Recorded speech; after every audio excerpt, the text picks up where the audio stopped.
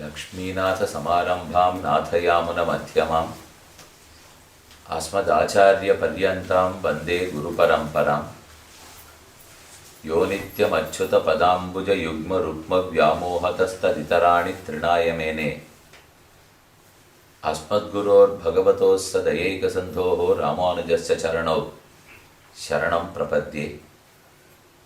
मातापिता युवतयस्तनयाः विभूतिः सर्वं यदेव नियमेन मदन्वयानाम् आद्यस्य नः कुलपतेर्वकुलाभिरामं श्रीमत्तदङ्घ्रियुगलं प्रणमामि मूर्धना। भूतं सरस्य महताह्वय भट्टनाथ श्रीभक्तिसारकुलशेखर योगिवाहान् भक्ताङ्घ्रिरेणुपरकालयतीन्द्रमिश्रान् श्रीमत्पराङ्कुशमुनिं प्रणतोऽस्मि नित्यम्. ஸ்ரீயப்பதியான சர்வேஸ்வரனாலே மயர்வர மதிநலம் அருளப் பெற்றவர்கள் ஆழ்வார்கள். ஆழ்வார்கள் தங்களுடைய 4000 திவ்ய பிரபந்தத்தால் பகவானுடைய கல்யாண குணங்களை பறக்க பேசியுள்ளார்கள். கல்யாணம் என்றால் மங்களமானது, பவித்திரமானது. கல்யாண குணங்கள் மங்களமான பவித்திரமான குணங்கள். பகவானிடத்தே காணப்படும் எண்ணிறந்த கல்யாண குணங்களை ஆழ்வார்கள் எத்தனையோ பாசுரங்களில் பாடியிருக்கிறார்கள். இதுக்கெல்லாம் ஆதாரம் வேதங்கள், உபனிஷத்துகள், இதிகாச புராணங்கள், சம்ஹிதா வாக்கியங்கள் போன்ற பல. அப்போ சம்ஸ்கிருத வேதாந்தமும் தமிழ் வேதாந்தமான ஆழ்வார்களுடைய பாசுரங்களும் இவ்விரண்டுமே பெருமானை குணமுடையவன் என்று கொண்டாடுகின்றன. நாம் இந்து தொடக்கமாக ஒரு 5 நாட்களுக்கு பெருமானுடைய திவ்யமான குணங்கள், கல்யாண குணங்கள், அதை பற்றி அனுபவிக்கப் போகிறோம்.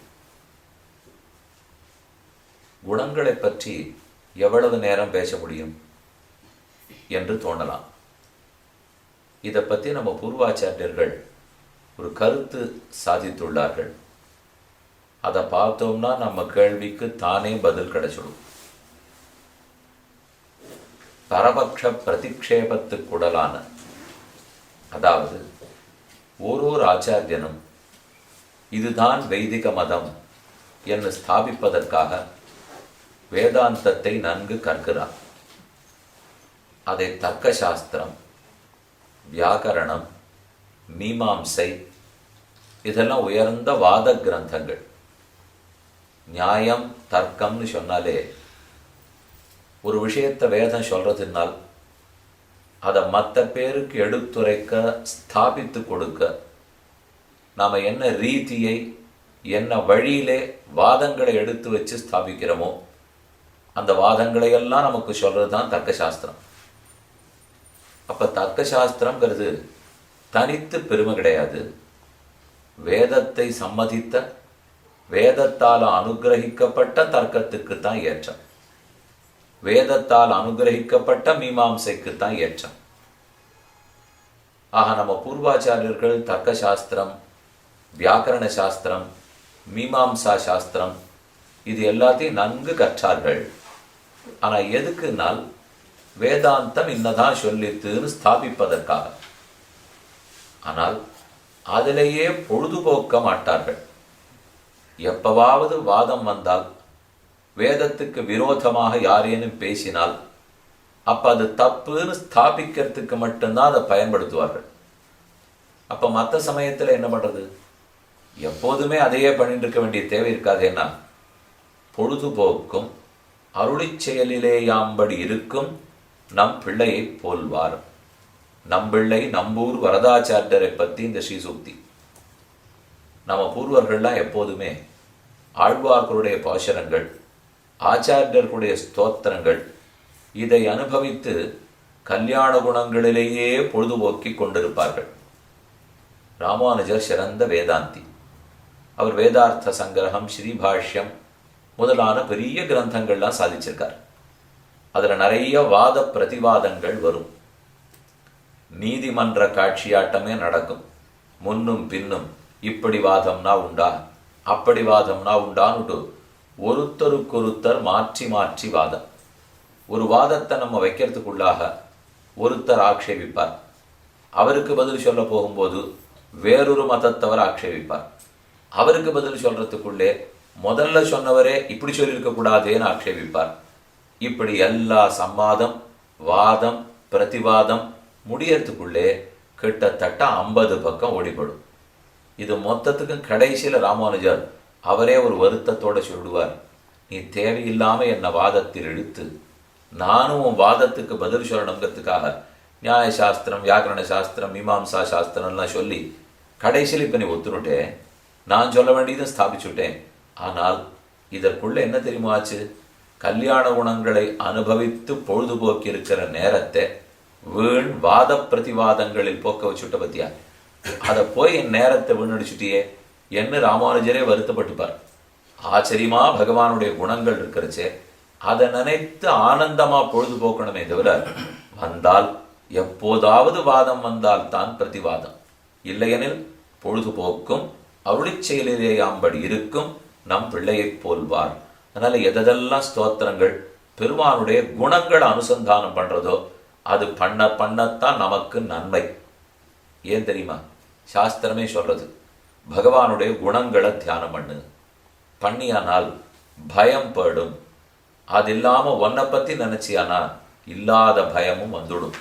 நம்மளை பத்தி நினைத்தா நம்மிடத்தில் தோஷங்கள் தான் உள்ளன, பகவானிடத்தோ அனந்தமான குணங்கள் உள்ளன. அப்போ அந்த குணத்தை நினைக்கத்தான் நமக்கு நன்மையே தவிர, அப்பதான் நமக்கு திருப்தி, ஆனந்தம், பயம் விலகும். ஆனா நம்மை பத்தி நினைத்தோம்னா பயம் வந்துடும். அதற்காகவும் பகவானுடைய குணங்களைத்தான் தியானம் பண்ண வேண்டும். 1 2 எத்தனை இருக்கு நினைக்க. ஒரு விஷயத்தை பத்தி நம்மளை நினைன்னு சொன்னா 1/2 மணி, 1 மணி, 1 நாள், 2 நாள், அதுக்கு மேல அதே விஷயத்தை நினைக்க முடியாது, பேச முடியாது. இப்போ குணங்களை தியானிப்பான்னு சொன்னா எத்தனை நாள் சுவாமி பண்ணிட்டு இருக்க முடியும்? 4 நாள் பண்ணலாமா, 5 நாள் பண்ணலாமான்னு கேட்கிறோமோ இல்லையோ? அதுக்குத்தான் பெருமானுடைய குணங்கள் எப்பொழுதும் நாள், திங்கள், ஆண்டூழி ஊழி தரும் அப்பொழுதை கப்பொழுது என் ஆறாவ அமுதம் என்கிற ஆழ்வார் பாசுரத்தின்படி எத்தனை நாட்கள், மாசங்கள், வருஷங்கள், ஊழிக்காலம் நம்முடைய பிறவிக்காலத்துக்கே அனுபவித்தாலும் முடிக்க உண்ணாத அளவுக்கு பகவானுடைய குணங்கள் அது எண்ணிறந்தவை. சங்கியாதும் நைவ சக்கியந்தே குணாஹா தோஷாச்ச சாரங்கிணா ஆனந்தியாது பிரதமோ ராசி அபாவாதேவ பশ্চিமஹ. பகவானின் குணங்களை எண்ணியே முடிக்க முடியாது. நட்சத்திரங்களை எண்ணலாம், ஜீவாத்மாக்களை எண்ணலாம், ஆனால் குணங்களை எண்ணிவிட முடியாது. சங்கியாதும் நைவ சக்கியந்தே. இதைத்தான் அடிக்கடி ராமானுஜர் சொல்லும்போது அசங்கேய அனவதிகாதிசய அனவதிக அதிசய அசங்கேய கல்யாண குணகணன். அசங்கேயனால் எண்ண முடியாதுன்னு அர்த்தம். அனவதிக அதிசய, அதிசய ஆச்சரியமானவை, அனவதிக அள்ள அள்ள குறையாதவை. எத்தனை அனுபவித்தாலும் எல்லையற்று, அனுபவித்தாலும் குறைவற்று, வியப்புடையதாய், எண்ணிறந்ததாய் பகவானுடைய கல்யாண குணங்கள் விளங்குகின்றன. அவர் குணங்களை எண்ண முடியாது. எண்பெரு கண்ணலத்து ஒன்பொருள் ஈரிலா வன்புகழ் நாரணன் தென் கடல் சேரே. நாராயணனுடைய திருவடிகளை பற்றுங்கோள். எண்பெரு கண்ணல தொன்பொருள் ஈரில. ஜீவாத்மாக்களை எண்ண முடியாது, பகவானுடைய குணங்களை எண்ண முடியாது, அவர் தோஷங்களை எண்ண முடியாதுன்னு சொன்னார்கள். ஏனெனில் சங்கியாத்தும் நைவ சக்கியந்தே குணாஹா தோஷாச்ச சாரங்கிணா. அவருடைய நல்ல பண்புகளை எண்ண முடியாது, அவருடைய தோஷங்கள், தீய பண்புகளை எண்ண முடியாதுன்னா அத்தனை உண்டோன்ற சந்தேகம் வரும். நல்லதை எண்ண முடியாது எண்ணிறந்தபடியால், தீயதை எண்ண முடியாது ஒன்று கூட இல்லாதபடியால். ஒன்றான்னு இருந்தான்னா ஒன்னுன்னு எண்ணறதுக்கு ஒன்று கூட இல்லை. அதனாலதான் குணாகா தோஷாச்ச சாரங்கிணா ஆனந்தியாது பிரதமோ ராசி. வேடிக்கையா சொல்லணும்னா நம்ம குணதோஷங்களே எண்ண முடியாது. ஏனெனில் நமக்கு குணம் ஒன்று கூட இல்லை, எண்ண முடியாது. தோஷங்கள் எண்ணிறந்தவை, ஆகவே எண்ணுவதற்கு இயலாது. அப்ப இந்த ஒரு விஷயத்துல வேணா பெருமானும் நானும் சமம் அப்படின்னு சொல்லிக்கலாம். அவர் குணதோஷத்தை எண்ண முடியாது, என்னோட குணதோஷத்தையும் எண்ணிக்கிறதுக்கு முடியாது. அப்படி எண்ணிறந்த கல்யாண குணங்கள் படைத்தவன். சுவாதீன திரிவித சேதனாச்சேதன ஸ்வரூபஸ்திதி பிரவருத்தி பேதனாய் அனவதிக அதிசய அசங்கேய கல்யாண குணகணீக தானனாய் பகவான் எழுந்துருளி இருக்கிறார். அப்படி குணமுடையவன் என்று சொன்னால் நற்குணமுடையவன் தான் அர்த்தம். நல்ல பண்புகள் இருக்கிறவர்னு தானே பொருள். இதை ராமானுஜர் அடிக்கடி சாதிக்கும் போது அகில ஹேய பிரத்யநீக கல்யாணீக தானஹா, அகிலஹேய பிரத்யநீகத்வம் கல்யாணீக தானத்வம், இந்த ரெண்டு அடையாளம் பகவானுக்கு இருக்கிறதான் உபயலிங்க வைசிஷ்டியம்னு சொல்லுவார்கள். லிங்கம்னு அடையாளம், உபயலிங்க விசிஷ்டம் பெருமான். ரெண்டு அடையாளங்கள் பொருந்தியவர். அகில ஹேய பிரத்யநீக, ஹேயம்னா குற்றம், அகில ஹேய ஒன்று மிச்சமிடாமல் எந்த குறை, எல்லா குறையும் சேர்ந்து பிடிச்சிடும். அகிலஹேய பிரத்யநீக அனைத்து குறைகளுக்கும் எதிராய். அகில ஹேய பிரத்யநீக, ஹேய பிரதிபட்டம், தோஷம் மலம் குற்றம் அப்படின்னு ஒரு இடத்துல இருந்தாலே அதுக்கு நேர் எதிர். அதான் பகவான். இதே போல இருட்டுன்னு இருந்தால் நேர் எதிர் சூரியன் இல்லை. சூரியன் இருக்கிற இடத்துல இருட்டு இருக்க முடியாது. இருட்டு இருக்கிறார்னா சூரியன் இல்லைன்னு அர்த்தம். அதே போல எந்த இடத்துல தோஷம்னாலோ அதுக்கு எதிர் பெருமான். பெருமான் ஒரு இடத்தில் உள்ளார்னு சொன்னால் அங்கு தோஷம் இல்லை. அகிலஹேய பிரத்யநீக கல்யாணீக தானஹா, அனைத்து கல்யாண குணங்களுக்கும் இருப்பிடம். மொத்த குணங்களும் அவரிடத்துலதான் தஞ்சம் புகுந்திருக்கின்றன, இருப்பிடம். ஆனா ஒரு தோஷம் கூட அவரிடத்தில் தட்டாது. தோஷமற்றவனாய் குணக்கடலாய் பகவான் விளங்குகிறான். இதைத்தான் பலரும் சாதித்துள்ளார்கள்.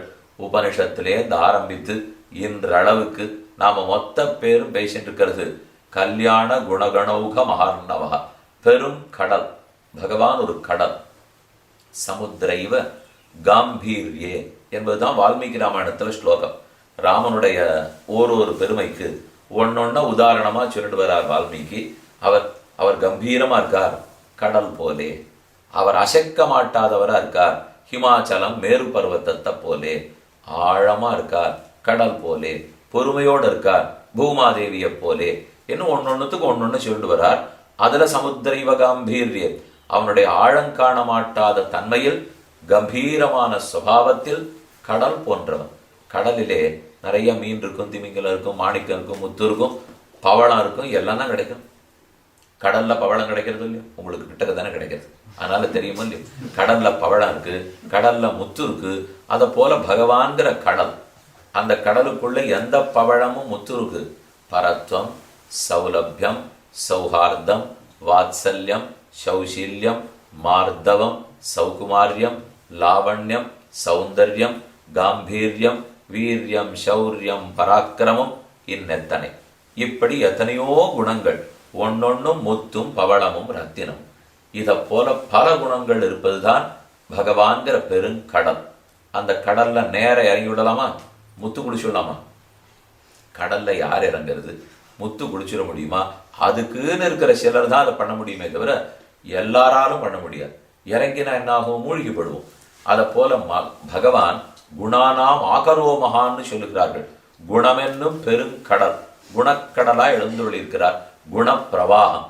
ஸ்ரீரங்கத்திலே ரெண்டு பக்கம் ரெண்டு காவேரி ஓடுற சொல்லியும் பாயு நீர் அரங்கன் தன்னுள் பாம்பனை பள்ளி கொண்ட என்று தொண்டரடிப்புடியாழ்வாருடைய பாசனம்.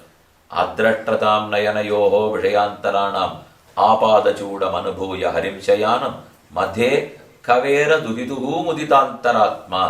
மத்தியே கவேர துகிதுகு, கவேரி காவேரி, கவேர துகிதா அவள் தான் காவேரி தாயார். இரண்டு காவேரி, உபய காவேரிக்கும் நடுவில் பெருமான் கிடக்கிறார். அந்த ரெண்டு காவேரியும் ஜலப்பிரவாகம், தண்ணீர் தானே ஓடுறது. நடுவுல பகவான் இருக்காரோ இல்லையோ, அவரும் பிரவாகம். மூணாவது காவேரி குணப்பிரவாகம். பகவானும் குணம் என்னும் பெருங்கடல். அதை அடித்து புரண்டு கொண்டு ஓடி வரும். அந்த பக்கம் வடதிருக்காவேரி, இந்த பக்கத்துல தென்திருக்காவேரி. அப்ப உபய காவேரிக்கு மத்தியத்தில் குணப்பிரவாகமாகவே பெருமாள் எழுந்துள்ளிருக்கிறார். அதுல சட்டுன்னு இறங்கிட முடியுமானால் நீச்சல் தெரியாதவா இறங்க முடியாது, முத்து குதிக்க தெரியாதவாளுக்கு முத்துகளே கிடைக்காது. அதற்குத்தான் இந்த சக்தி இருக்கிற ஆழ்வார்கள், ரிஷிகள். அவர்கள்லாம் பெருமான்கிற குணப்பிரவாகத்துல இறங்கி அங்கங்க இருக்கிற முத்துக்களை ஜாகிரதையா எடுத்துக்கணும். ஆனா அதை எடுத்துன்னு வர்றதுக்குள்ளே அலை அடிச்சதுன்னா பிராணம் போடும். அது நம்மால முடியாது. அதில் அவாதான் ஜாகிரதையா அந்த முத்துக்களை கோர்த்து கொண்டு வந்து 4000 பாசுரங்கள், விஷ்ணு புராணம், பாகவத புராணம், வால்மீகி ராமாயணம் என் இத்தனை பிரமாணங்களிலும் பகவானுடைய கல்யாண குணங்களையே பேசி உள்ளார்கள். லோகத்தில் 2 விதமானவர்கள் உண்டு. இந்த லோகத்திலும் சரி, நித்திய விபூதி வைகுந்தத்துக்கு போனாலும் சரி, 2 பேர் உண்டு. வைகுந்த தமரரும் முனிவரும் வியந்தனர், வைகுந்தம் புகுவது மன்னவர் விதியே.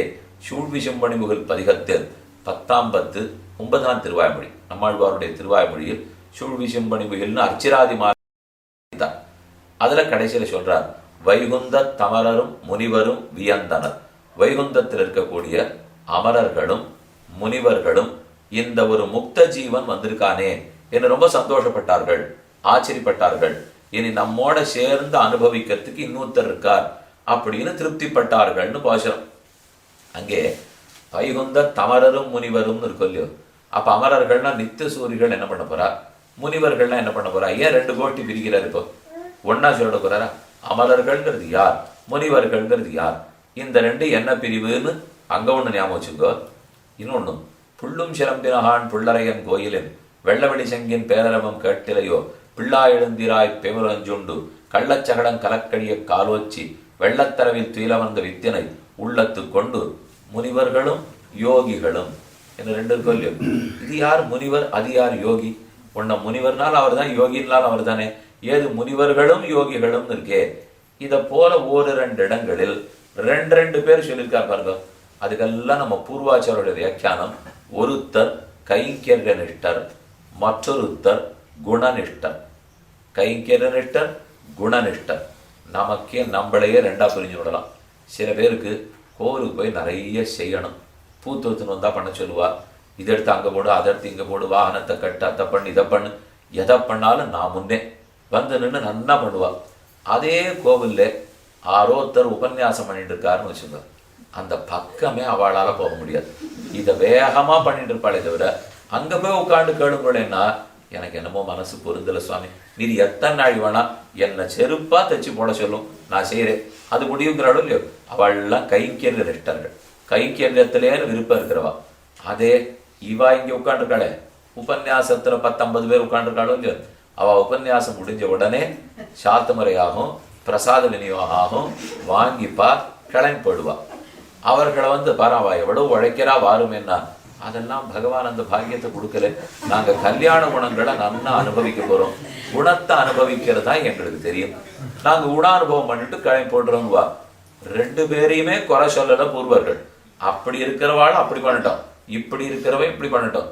குணானுபவமும் முக்கியம், கைங்கரியமும் முக்கியம்.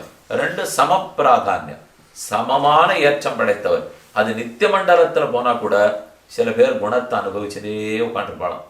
சில பேர் ஓடி ஆடி நன்னா பல பல திருமேனிகளை எடுத்துக்கொண்டு இமான் லோகான் காமான் நீ காமரூப்யனு சஞ்சரன்னு ஏதத் சாமகாயன் நாஸ்தே ஹாவு ஹாவு ஹாவு என்று ஓடி ஓடி உழைக்கிறது பல பேர்.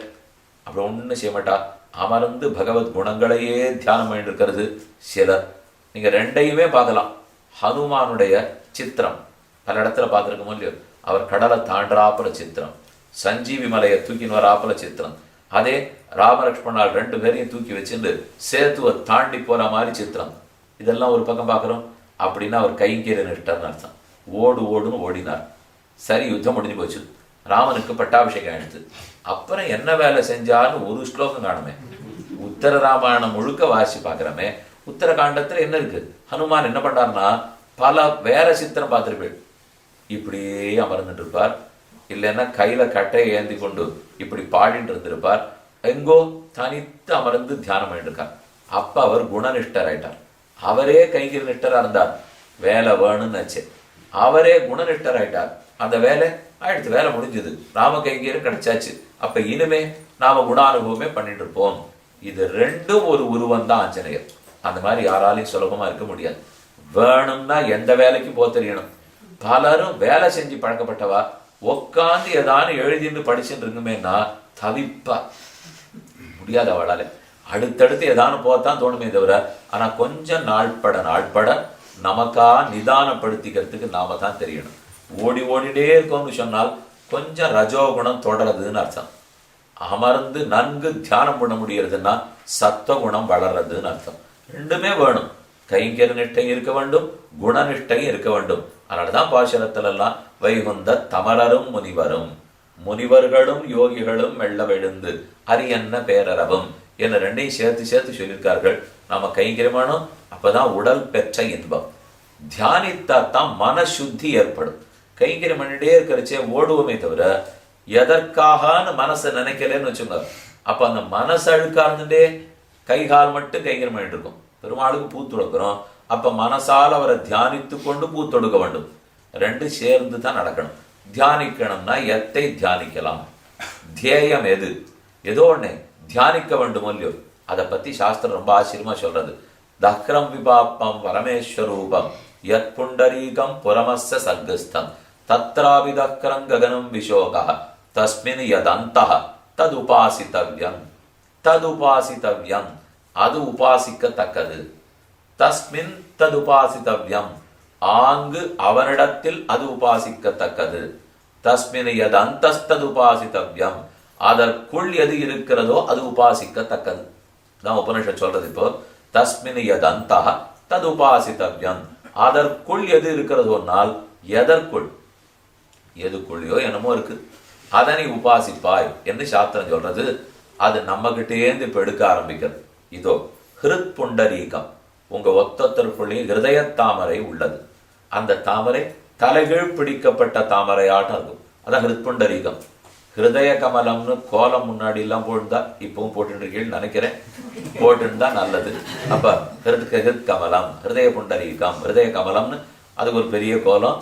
அந்தந்த இடைவெளியில அந்தந்த எழுத்து எழுதிட்டு இருக்கமோ இல்லையோ, ஒண்ணு இல்லை, நம்ம ஹிருதயங்கிற கமலம் அது தலைகீழ் தொங்கும் தாமரையை போலே. அந்த தாமரைக்குள் ரெண்டு ஆத்மாக்கள் அமர்ந்துள்ளார்கள். ஜீவனொருத்தன், பரனொருத்தன். ஜீவாத்மாவும் பரமாத்மாவும் உட்காண்டிருக்கா. அந்த தாமரை எவ்வளவு பெருசு இருக்க முடியும்? இவ்வளவுதான்.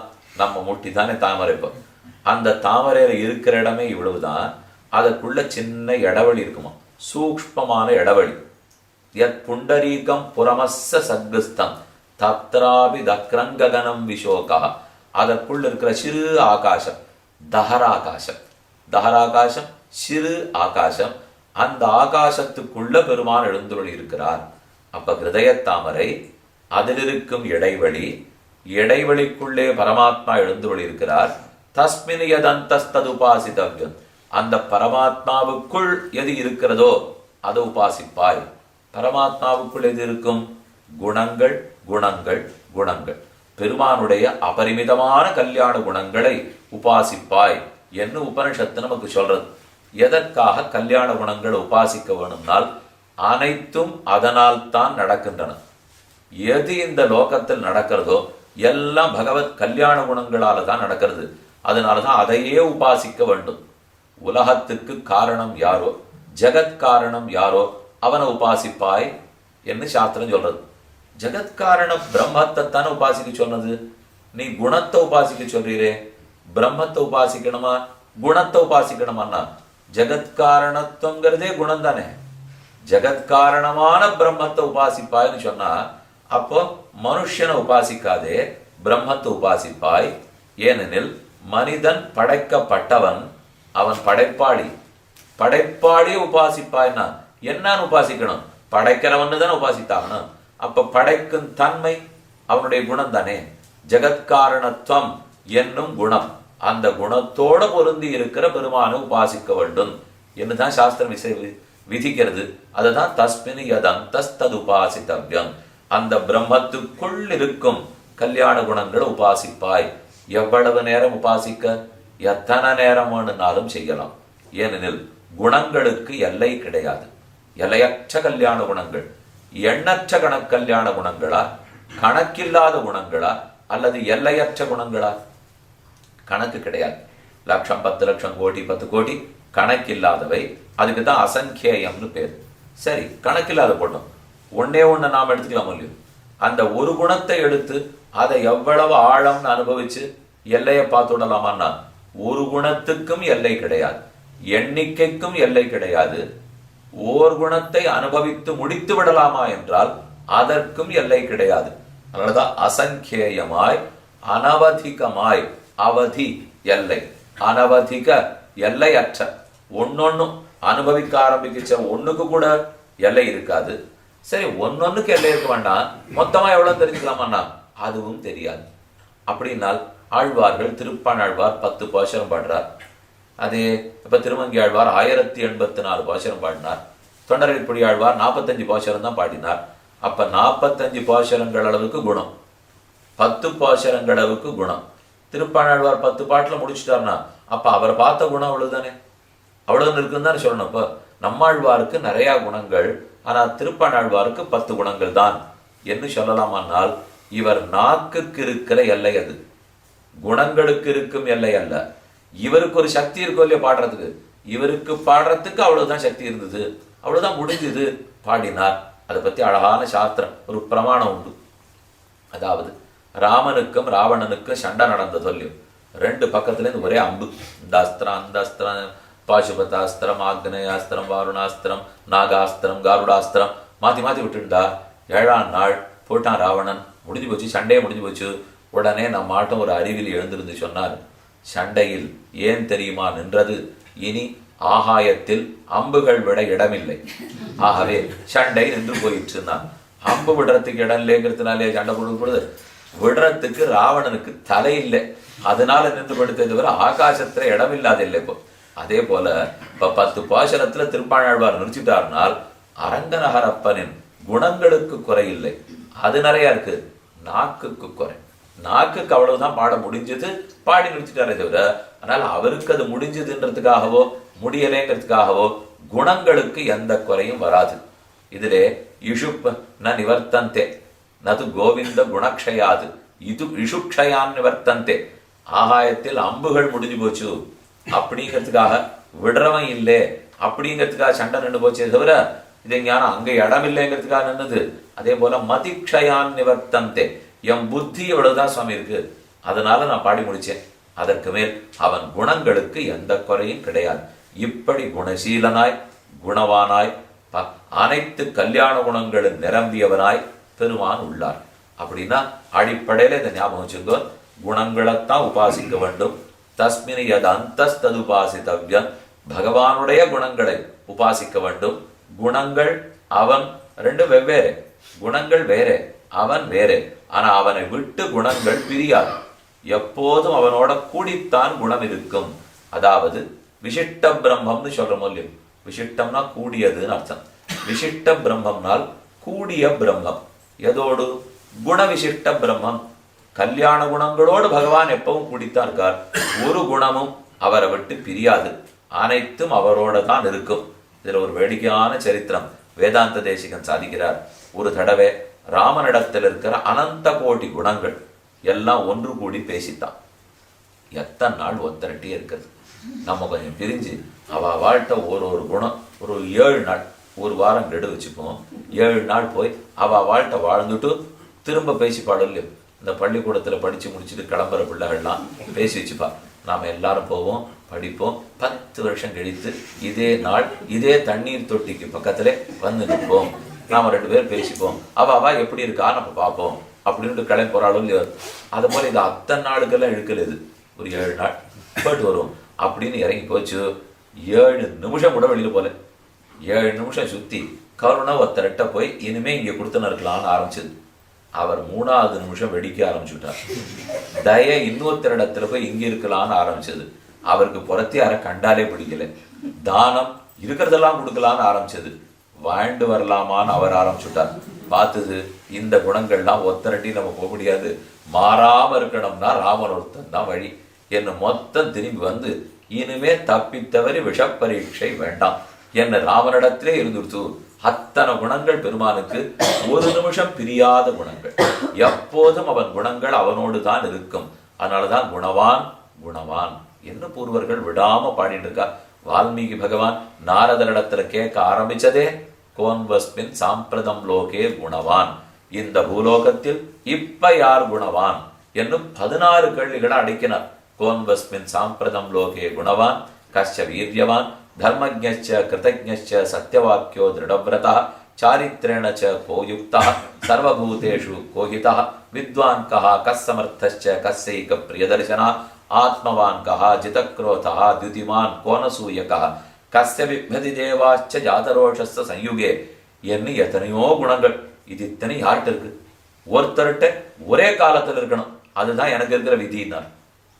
நாரதர் பதில் சொல்லணும், பகவான்கிட்ட தான் இருக்கு, ராமன்கிட்ட தான் இருக்குன்னு சொல்லணும். உடனே அவர் சொல்லுடல, பகவோ துர்லபாச்சைவ ஏத்வயா கீர்த்திதா குணாக முனேவக்ஷாம்யம் புத்வா தைத்யுக்த ஸ்ரூயதாம் வரா. கொஞ்சம் நேரம் கொடும், நான் முதல்ல என்னை தேத்திக்கிறேன், என்னால பேச முடியல. இத்தனை குணங்களும் ஒத்தரிடத்துல இருக்குன்னு நினைக்கச்சேவே என்னா தழுதழுக்கிறது, கால் தள்ளாடுறது.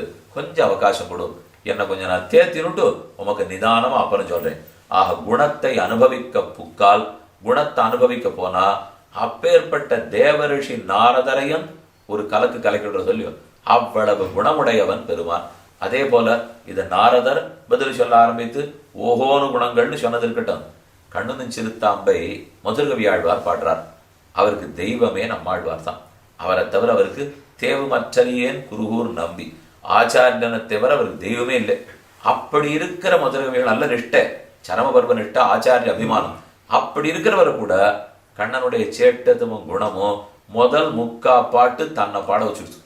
கண்ணனும் சிறு தாம்பினால் கட்டுண்ண பண்ணிய பெருமாயன் என் அப்பன், என்னப்பன் ஆறு நம்மாழ்வார்.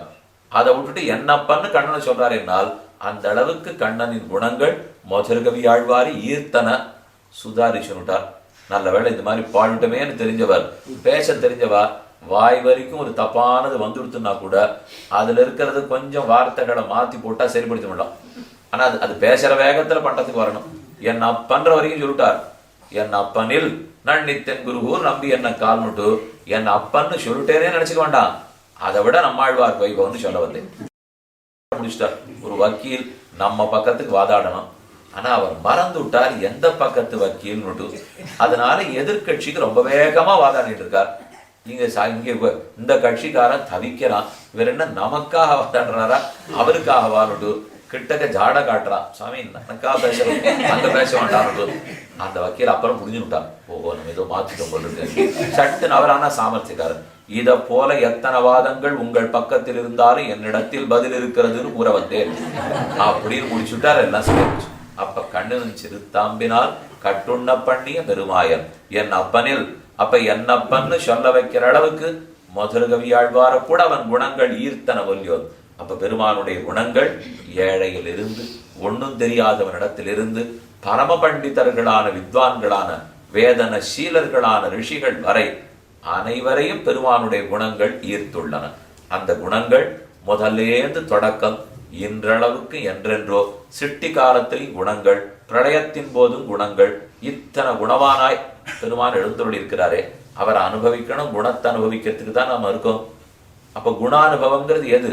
என்ன காலக்ஷேபத்துக்கு போனாலும், உபன்யாசம் பண்ணாலும், கோவிலுக்கு போனாலும், கைங்கரத்தில் ஈடுபட்டாலும் இது எல்லாமே குணானுபவம். இந்த குணங்கள் பெருமான்கிட்ட இருக்கிறதுக்கு நிறைய முக்கிய பிரயோஜனம் உண்டு. என்னன்னு மட்டும் சொல்லிக்கிறேன், அப்புறம் விஷயம் என்னன்னு பார்ப்போம். பகவான் சிருஷ்டிக்கிறார் இல்லையோ, யதோவா இமானி பூதானி ஜாயந்தே ஏன ஜாதானி ஜீவந்தி யத் பிரயந்தி அபிசம்பிசந்தி தத் விஜிக்யாசஸ்வ தத் பிரம்மேதி. உபனிஷத்து பிரம்மத்தை அடையாளம் காட்டுறது.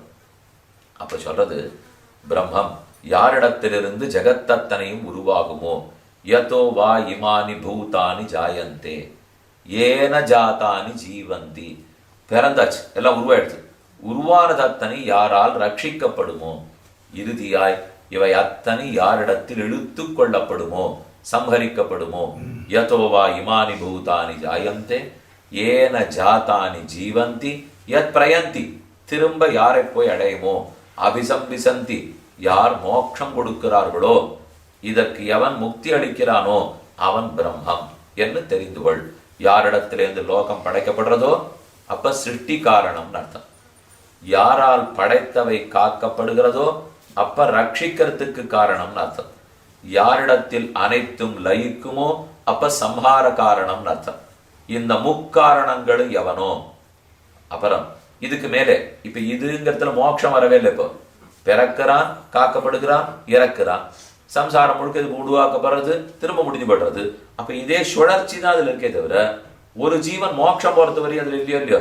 எத் பிரயந்தி அபிசம்விசந்தி, யார் ஒருத்தனுடைய அருளால் இவன் முக்தி அடைகிறானோ அப்ப மோட்சப்பிரதன் பகவான், சம்ஹர்த்தா பகவான், ரக்ஷகன் எம்பெருமான், சிரஷ்டா எம்பெருமான் என்ன இந்த நாளையும் சேர்த்து சாத்திரம் சொல்ற சொல்லியோ. இந்த நாலுத்துக்குமே பெருமானுக்கு எண்ணிறந்த கல்யாண குணங்கள் வேணும். சிருஷ்டிக்கிறதுக்கும் குணங்கள் வேணும், குணமில்லாத சிருஷ்டிக்க முடியாது. ரட்சிக்கிறதுக்கா இன்னும் குணங்கள் வேணும், சம்ஹரிக்கிறதுக்கு குணங்கள் வேணும், மோக்ஷம் கொடுக்கறதுக்கு எத்தனையோ குணங்கள் வேண்டும். அப்ப இந்த நாலுத்துக்குமே குணங்கள் தேவை. இது ஒண்ணு ஞாபகம் வச்சுக்கோ. சிருஷ்டிக்கணும், சம்ஹரிக்கணும், ரட்சிக்கணும், மோட்சம் கொடுக்கணும், எல்லாத்துக்கும் குணம் வேணும். அதோட அல்ல, அவர் அவதரிக்கிறார் இல்லையோ. அவதரிக்கணும்னாலே குணம் இருந்தால் தான் முடியும். வைகுந்தத்தோடு இருக்கார், நாம பார்த்ததில்லை கேட்டதில்லை இது வரைக்கும். என்னைக்கோ போறோம், அங்க குணத்தோடு இருக்கிறார், நிச்சயம் குணத்தோடு இருக்கார். ஆனா அவதரிக்கச்சே நிச்சயம் குணம் வேணுங்கிறது புரியுறது இல்லையோ. கீழே பிறக்கிறார்னா ராமனாக கண்ணனாக எத்தனை பேரை மன்னிக்கிறார், அருளுகிறார், எத்தனை பேருக்கு மோட்சம் கொடுக்கிறார். அப்ப ராமகிருஷ்ணாதி அவதாரங்கள், அவதாரங்களுக்கு அடிப்படையும் குணங்கள் தானே. அந்த குணங்களே ஒன்று கூட குறையாமல் தான் பெருமான் பிறக்கிறான். அவர் பெருமகள் குறையாது, குணங்கள் குறையாது. அப்படி குறையாமல் அவதாரங்கள்லையும் குணங்கள் தான் வேணும். வைகுந்தத்தில் இருந்தாலும் குணங்கள் வேணும். இல்லைன்னா வைகுந்தத்தில் ஒரு குணங்கள் இல்லாட்டா என்ன, வெறும் நிர்குண பிரம்மமாய், வெறுமே பிரம்மம், வெறும் ஞப்தியாய், அனுபூதியாய், அனுபவம் மாத்திரமா இருந்தா என்ன? ஏன் குணமுடைய பிரம்மமா இருக்கணும்னா இருக்கணுமே. இல்லைன்னா நான் சாமவேதத்தால யார தொழுவேன்? இங்கிருந்து போய் சேர்ந்தாச்சு முக்த ஜீவாத்மா, அங்கேயே கோட்டானு கோடி பேர் நித்தியர்கள் இருக்கா. நித்தியர்களும் முக்தர்களும் பகவான ஸ்தோத்திரம் பண்ணுவாள் இல்லையோ. எதுக்கு ஸ்தோத்திரம் பண்றது? அவருக்கு குணங்கள் இருந்தா தானே ஸ்தோத்திரமே பண்ண முடியும். யோசிச்சு பாருங்க, குணம்னே ஒண்ணு இல்லைனால் அப்ப எதை ஸ்தோத்திரம் பண்ண? நாம வாயெடுத்து பெருமானே, கருணாமூர்த்தியே, கிருபா ஜலதியே, அநாதரக்ஷகனே, ஆபத் பாந்தவனே, ஸ்ரீயப்பதியே என்று எதை சொன்னாலும் ஒன்னொன்னு ஒரு குணம் தானே. அப்போ இந்த ஜீவாத்மா ஸ்தோத்திரம் பண்ணோம்னாலே குணமில்லாவிடில் ஸ்தோத்திரம் செய்ய முடியாது. வேண்டாமே சுவாமி, நமக்கும் கொஞ்சம் நேரம் மிச்சம். அவருக்கு குணங்கள் இல்லாத இருந்தா நாங்களா நிற்போமேனா? நேரம் மிச்சம், வாய் வீணாப்படுமே. இந்த வாயின் காலும் கண்ணும் கொடுக்கப்பட்டது ஸ்தோத்திரம் பண்ண. ஸ்தோத்திரம் பண்ணணும்னால் குணம் இருந்தா தான் ஸ்தோத்திரமே பண்ண முடியும். அதற்காகவும் குணங்கள் இன்றியமையாதவை. அப்ப சிருஷ்டிக்க, சம்ஹரிக்க, ரட்சிக்க குணங்கள் வேணும். மோட்சம் கொடுக்க கண்டிப்பா குணங்கள் வேண்டும். அவதரிக்கிறானே, அப்ப நம்மோட கலந்து பழக நிச்சயம் குணங்கள் வேணும். நாம ஸ்தோத்திரம் பண்றோமே, அந்த ஸ்தோத்திரத்தை ஏற்றுக்கொள்ள குணங்கள் இருந்தா தான் ஸ்தோத்திரமே பண்றதுக்கு முடியும். இப்படி பல கோணங்களில் பார்த்தாலும் பிரம்மம் சகுணம், அது எப்போதும் குணங்களோடு தான் இருக்கும். இந்த பிரம்மத்தை ரிஷிகள்லாம் என்னன்னு பாடியிருக்கா, என்ன குணமுடையதுன்னு சொல்லியிருக்கார்கள், ஆழ்வார்கள் எப்படி குணமுடையவன்னு பாடியிருக்கா என்பதைத்தான் நம்ம பார்க்க போறோம். ஆனால் அதற்கு முன்னாடி ஒரு முக்கியமான விசாரம் பார்க்க வேண்டும். சில வேத வாக்கியங்களில் பிரம்மத்துக்கு குணமே கிடையாது என்று சொல்றது. சில வேத வாக்கியங்கள் பிரம்மத்துக்கு குணம் உண்டு என்று கூறுகின்றன. இப்ப பிரம்மத்துக்கு குணம் உண்டா இல்ல குணமே கிடையாதா? குணமே கிடையாது விட்டீர்னா ஒரு வஸ்து இருக்குமா சுவாமி? குணமே இல்லைன்னு வச்சுக்கோமே, அது எங்கேயான ஒரு வஸ்துவா இருக்க முடியுமாண்ணா? ஏன் வஸ்து நிர்விசேஷமா இருந்தான்னா? நிர்விசேஷ சின்மாத்திரம் பிரம்மம். பிரம்மம் நிர்விசேஷம். நிர்விசேஷம், அதற்கு ஒரு அடமொழியும் கிடையாது, குணங்களும் கிடையாது, வேறுபடுத்துவதற்கு குணமே கிடையாது. அதான் நிர்விசேஷமான பிரம்மம். அப்படி இருக்கட்டுமே, அப்ப நிர்குண பிரம்மம், பிரம்மத்துக்கு குணம் கிடையாது என்று சொல்லும் ஷாரார் உண்டு. இல்ல பிரம்மத்துக்கு குணம் உண்டு என்று கூறும் ஷாரார் உண்டு. குணம் உண்டுன்னு சொல்லணுமா குணம் இல்லைன்னு சொல்லணுமான்னா, இப்ப பெருமை யாரும் குணம் இல்லைன்னு சொல்லிட போறதில்லை. சில வேத வாக்கியங்கள் குணம் இல்லைன்னு சொல்றாப்புல இருக்கு, அதனாலதான் அந்த சந்தேகமே வர்றது. ஆனா வேற சில வேத வாக்கியங்களை பார்த்தா தெளிவா குணம் இருக்குன்னு சொல்றது, அப்ப சந்தேகம் தெளிஞ்சுபடுறது. மறுபடியும் நம்ம குழம்பிட்டோம். வித்வான்களாக இருந்தால் இதை போல ரெண்டு வாக்கியங்கள் முரண்பட்டு இருக்கிறச்சே அவள்லாம் வித்தியாசம் கண்டுபிடிச்சிருவா சாமி. நாங்கள்லாம் அதை ஏழை சாமான்யமா ஏதோ இந்த ஒரு பாட்டு தெரிஞ்சுதா இன்னைக்கு மூச்சு விட்டு உட்காந்து விடுறோம். இதுதான் நம்மோட நிலை. இப்படி இருக்கிறச்சு அது சகுணமா நிர்குணமா பிரம்மமா விவாதம் பண்ணா நமக்கு புரியுமானால் கஷ்டப்பட வேண்டாம். ஸ்ரீ பராசர பட்டர் விஷ்ணு சஹஸ்ரநாம பாஷ்யத்தினுடைய அவதாரிக்கையில் பிரம்மத்தின் குணங்களை பத்தி ரொம்ப ஆச்சரியமான ஒரு விசாரம் பண்ணியிருக்கார். அது என்னங்கிறத சுருக்கமா தெரிவிக்கிறேன். ஏன்னா அவருடையது கொஞ்சம் பிரௌடமான சம்ஸ்கிருத பாஷை. நிறைய பிரமாணங்களை எடுத்துக்கொண்டு வியாக்கரணம் தர்க்கம் மீமாம்சை அனைத்தையும் கொண்டு இதுதான் நான் சொல்ல வந்தது, இது ஆணித்தரமா ஸ்தாபிக்கிறதுங்கிற அருள் அதை போல ஸ்ரீ பராசர பட்டர் பண்ணிடுவார். ஏன் அவர் இதை செய்கிறார்னு சொன்னால் அவருடைய திருத்தகப்பனார் கூரத்தாழ்வான். கூரத்தாழ்வானத்தான் ராமானுஜர் ஒரு முக்கிய திருப்பணிக்கு வச்சுருந்தார். அவர்கிட்ட பல சிஷ்யர்கள், ஒரு சிஷ்யருக்கு ஒரு பணியை கொடுத்துட்டார், இன்னென்ன கைங்கரியத்தை கொடுத்தார். அதிலே புஸ்தக சாலையை பராமரிக்கும் கைங்கரியம் அது கூரத்தாழ்வானத்தில் தான் இருந்தது. புஸ்தக சாலை எவ்வளவு எத்தனை ஓலச்சுவடி சுவாமி வச்சிருந்தாரோ அது அத்தனை அவர் தான் பராமரிப்பார். புஸ்தக சாலையை பராமரிக்கணும்னா இந்த காலத்திலும் சரி எந்த காலத்திலையும் சரி கண்டிப்பா தலைப்பான தெரிஞ்சிருக்கணும். இல்லைன்னா அவர் புஸ்தக சாலை பார்த்துக்கிறவரை இருக்கவே முடியாது. உள்ள இருக்கிறது தெரிஞ்சிருந்தா நலம். கூரத்தாழ்வான பொறுத்த வரைக்கும் தலைப்பு நிச்சயமாவே தெரியும், உள்ள இருக்கிறது அதை விட நிச்சயமாவே தெரியும். அதனாலதான் அவர்கிட்ட அந்த கைங்கரியம் கொடுத்தார். எப்போ புஸ்தக சாலையை பார்க்கிற கைங்கரியம் அவர்தோ அப்ப பரபக்ஷிகள் வந்தால் விரோத மதத்தவர்கள் வேதத்துக்கு விரோதமா பேசுறவா பாக்கியர்கள் குதிருஷ்டிகள் அவர்கள் வந்தாலும் அத சுவாமி தான் நிரசனம் பண்றார். கூரத்தாழ்வான் தான் அவர்களோட பேசி இது தப்பு, உங்க மதம் தப்பு அப்படிங்கிறது இவர் தான் எடுத்து கூறுகிறார். வைதிக மதம் சரி என்னும் வாதாடுறதுக்குன்னே கூரத்தாழ்வான் இருந்தார். அவருடைய திருக்குமாரர் தானே ஸ்ரீ பராசர பட்டர். அப்ப எங்க வாய்ப்பு கிடைத்தாலும் வேதாந்த என்ன சொல்லித்துங்கிறதை கண்டிப்பா அந்த இடத்துல எடுத்துரைப்பார். இது ஒரு ஸ்லோகம். இந்த ஸ்லோகத்துலதான் அந்த விசாரமே வந்தது. இப்ப நாம இது வரைக்கும் என்ன முன்னுரை பார்த்திருக்கோம்? பிரம்மத்தின் குணங்கள் மிகச்சிறந்தவை, வேதம் சொல்றது, இதிகாச புராணங்கள் சொல்றது, நம்ம அனுபவிக்கிறதே அதைத்தான் அனுபவிக்கணும். யாரை ஈர்த்துடும், சிருஷ்டிக்கு வேணும், அவதாரங்களுக்கு வேணும், ஸ்தோத்திரம் பண்றதுக்கு வேணும், என்ன வேணும்னாலும் குணங்கள் வேணும். அது பிரம்மத்துக்குள்ள இருக்கு, அதைத்தான் உபாசிக்க வேண்டும். சகுண பிரம்மோபாசனம், குணமுடைய பிரம்மத்தை உபாசிப்பாய் என்ன சாஸ்திரம் சொல்லி இருக்குன்னு பார்த்துட்டோமோ இல்லையோ? இல்ல, உபாசனம் சகுண பிரம்மோபாசனம் அல்ல, நிர்குண பிரம்மோபாசனம் என்னொரு வாதம். குணமில்லாத பிரம்மத்தை தான் உபாசிக்கணும். அப்ப பிரம்ம என்னவா இருப்பார்? குணமே இல்லாமல் ஒரு வஸ்து யோசித்து பார்ப்போம். இந்த புஷ்பமாலை, இந்த புஷ்பமாலைக்கு என்ன குணம் சொல்லும்போது ஷஹப்பு, ஷஹப்பு வரணம்ங்கிறோமோ இல்லையோ? ஷஹப்பு வரணம் தொட்டா மெத்து மெத்துன்னு மென்மையா இருக்கும். இதோ அதுல ஒரு நாளத்தோட இருக்கு, இதோ நல்ல மனம் இருக்கு.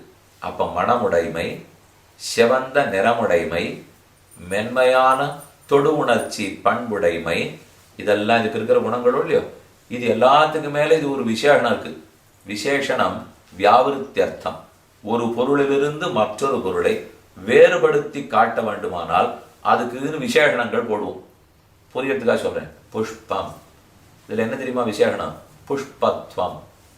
புஷ்பத்தன்மை முதல்ல புஷ்பத்துல இருக்கும் இல்லையோ? அது ஷாப்பா இருக்கு, மணமா இருக்கு, மெத்து மெத்து இருக்குன்னா அப்புறம் முதல்ல இது ரோஜா பூ தன்மை. ரோஜா பூ தன்மை இருந்தாத்தானே ரோஜா பூவா இருக்கும். அதுக்கப்புறம் மேல எத்தனை குணங்களை வேணா ஏத்திப்போம். ஆனா அடிப்படையில் ரோஜா பூ அப்படிங்கிற தன்மை அதன் இடத்துல இருக்கணும் இல்லையோ? இருக்கிறதுல என்ன லாபம்? பூவனிடத்துல புஷ்பத்தன்மை இருக்கு, ரோஜா பூவனிடத்துல ரோஜா பூ தன்மை இருக்கு, மல்லிப்பூவனிடத்துல மல்லிப்பூ தன்மை இருக்கு. நான் பூன்னு சொன்ன உடனே அதன் வேலை என்ன? இது பழம் அல்ல பூ என்ன தெளிவுபடுத்துறது தானே அது வேலை. நான் பழம்னு சொன்ன உடனே இது கூடை அல்ல பழம். நெய்ன்னு சொன்ன உடனே பால் இல்லே நெய். அப்ப அந்தந்த தன்மைக்கு பிரயோஜனம் என்ன, பயன் என்ன? தான் எந்த விசேஷத்தை சார்ந்திருக்கமோ, எந்த அடைக்கொழி, தமிழ் அடைமொழி விசேஷனம், அடைக்கொழி விசேஷம், இந்த விசேஷணத்தால் எது காட்டப்படுகிறதோ அது விசேஷம். அப்ப இந்த விசேஷணத்தின் வேலை என்ன? நான் யாரை சார்ந்திருக்கேனோ அவரை மற்ற எல்லாரிடத்திலிருந்து வேறுபடுத்தி காட்டணும். இதுதான் விசேஷணத்தினுடைய வேலை. இப்போ ஒருத்தர் கிருஷ்ணன் சொல்றோம்னா ராமன் இல்லே, அதான் அடுத்த வேலை. ராமன் இல்லே, வராகன் இல்லே, நரசிம்மன் இல்லே, வாமனன் இல்லே, கிருஷ்ணன். பூமின்னு சொல்றோம், ஆகாசம் இல்லே, அப்பு இல்லே, தேஜஸ் இல்லே, பூமி. எதை சொல்ல செய்வோம் அதனுடைய வேலை மற்றொன்னுலேருந்து விலக்கி வேறுபடுத்தி காட்டுறது தானே. அப்ப விசேஷனம் இருந்தால்தான் மற்ற பொருள்களிலிருந்து வேறுபடுத்தப்படும். விசேஷணமே இல்லைன்னு ஒன்று வச்சுப்போமே. அப்படின்னா பூன்னு ஒன்று இருக்கணும், பூவில் பூவோட தன்மை ஒன்று இருந்திருக்கணும். ரெண்டு இருக்கணும் இல்லையோ? பூவும் பூவோட தன்மை ஒன்றா இல்லையே? பூ வேற, பூவோட தன்மை வேற. இப்படி பாருங்களேன், கையின் தன்மை ரெண்டும் ஒன்றும் இல்லையே. கை வேற, கையோட தன்மை வேறு. அப்போ ரெண்டுத்துக்கு என்ன சம்பந்தம்? கைங்கிற தன்மை கையை சார்ந்து தான் இருக்கும், பிரியாது. பூவுடைய தன்மை பூவை சார்ந்து தான் இருக்கும், பிரியாது. ஷஹப்பு ஷஹப்பிதழ்னு சொன்னான், ஷவ்விதழ். அப்போ ஷஹப்பு இதழை சார்ந்து தான் இருக்கும், பிரியாது. அப்போ எந்த ஒரு குணமோ அது குணியை விட்டு பிரியாது. குணம் குணியை சார்ந்து தான் இருக்கும், குணம் குணியை விட்டு ஒரு நாளும் பிரியவே பிரியாது. இதை போலத்தான் பிரம்மத்தினுடைய குணம் அனைத்தும் அவரை சார்ந்து தான் இருக்கும், அவரிடத்திலேருந்து ஒன்று கூட பிரியவே பிரியாது. ஆனால் ஒரு சாரார் கருத்து என்னன்னா, அந்த பிரம்மம் குணமுடையவன்னு சொல்லாதே. இப்பதான் நன்னா கட்டுக்கணும் நீங்க. குணம் குணமுடையவன் என்று ரெண்டு சொல்றோம் இல்லையோ? அப்படி சொல்லாதே. குணமே பிரம்மம், குணம் குணமுடையவன்னு சொல்லக்கூடாது. குணமே தான், நான் அனுபவிக்கிறேன் அப்படின்னு சொல்றேன். எனக்கு ஞானம் இருக்கு என்று சொல்லிக்கிறேன். கொஞ்சம் மாத்திக்கிட்டோமா? நானே ஞானம், எனக்கு ஞானம் இருக்கு இல்லை, நானே ஞானம் விட்டால் ரெண்ட ஒன்னா சுருக்கிவிடாம இல்லையோ? நான் என்னுடைய ஞானம் என்றிருந்த ரெண்டே நானே ஞானம் என்று சொன்னா ஒன்னா போடும். புஷ்பம் புஷ்பத்தின் தன்மை, பூ பூவில் இருக்கிற ஷஹப்பு அப்படிங்கிறத விட ஷஹப்பு வர்ணமே பூ என்று சொல்லிட்டால் அப்ப ரெண்ட சொல்ல வேண்டிய தேவை கிடையாது இல்லையோ? அழகான ஆஞ்சநேய சுவாமி என்று சொல்றதை விட்டு அழகே ஆஞ்சநேயர் அப்படின்னு விட்டா ரெண்ட சொல்லிக்க வேண்டிய தேவை கிடையாது இல்லையோ? இந்த ரெண்டை எடுத்துருவோம். அப்ப எது குணமோ அந்த குணமே வியக்தி, அந்த குணமே தான் அது சார்ந்து இருக்கிற திரவியம். குணம் வேறே, ஜாதி வேறே, கர்மா வேறே, அது ஆசிரியத்திருக்கிற திரவியம் வேறே. இதான் தர்க்கத்தின்படி பார்த்தோம்னா இப்படிதான் புரிஞ்சுக்கணும். ஆனா அந்த குணமே திரவியம் என்று சொன்னா அந்த மாதிரி சொல்றோமே சுவாமி நம்ம. அது எங்க இப்படி நான் சொன்னதே கிடையாது. நான் எப்போ நான் அறிவுன்னு இல்லவே இல்லையா? அந்த மாதிரி சொல்லிட்டதே கிடையாது. இப்போ நானே அறிவு நம்ம எப்பான்னு சொல்லிட்டு இருக்கோமா? அது எனக்கு அறிவு இருக்குன்னே சொல்ல முடியல. இதுக்கு மேல தாண்டி நானே அறிவு மேல சொல்லிக்க முடியுமான்னா சொல்லிக்கலாம். இதைத்தான் வாதம் எப்படி வைக்கிறாள்னா சொல்லிக்கலாம். ஏனெனில் அதுவாகவே ஒரு பொருள் இருக்குமானால் அப்ப அந்த பெயரை இட்டு சொன்னால் என்ன? ஒண்ணுதான் ரொம்ப பிரச்சுரமா இருக்குன்னு வச்சுக்கோங்களேன். பிரச்சுரமான நிறைய அதான் இருக்கு. ஏன் இப்போ ஒருத்தர்கிட்ட கருணையே தான் இருக்கு, அன்பே தான் உருவானவர் அப்படின்னா அவருக்கு அன்புன்னு பேர் வச்சுருவாங்க. அன்புடையவன் தான் வைக்கணும். நியாயமா அன்புடையவன் ஒருத்தருக்கு பேர் இருக்கணும்.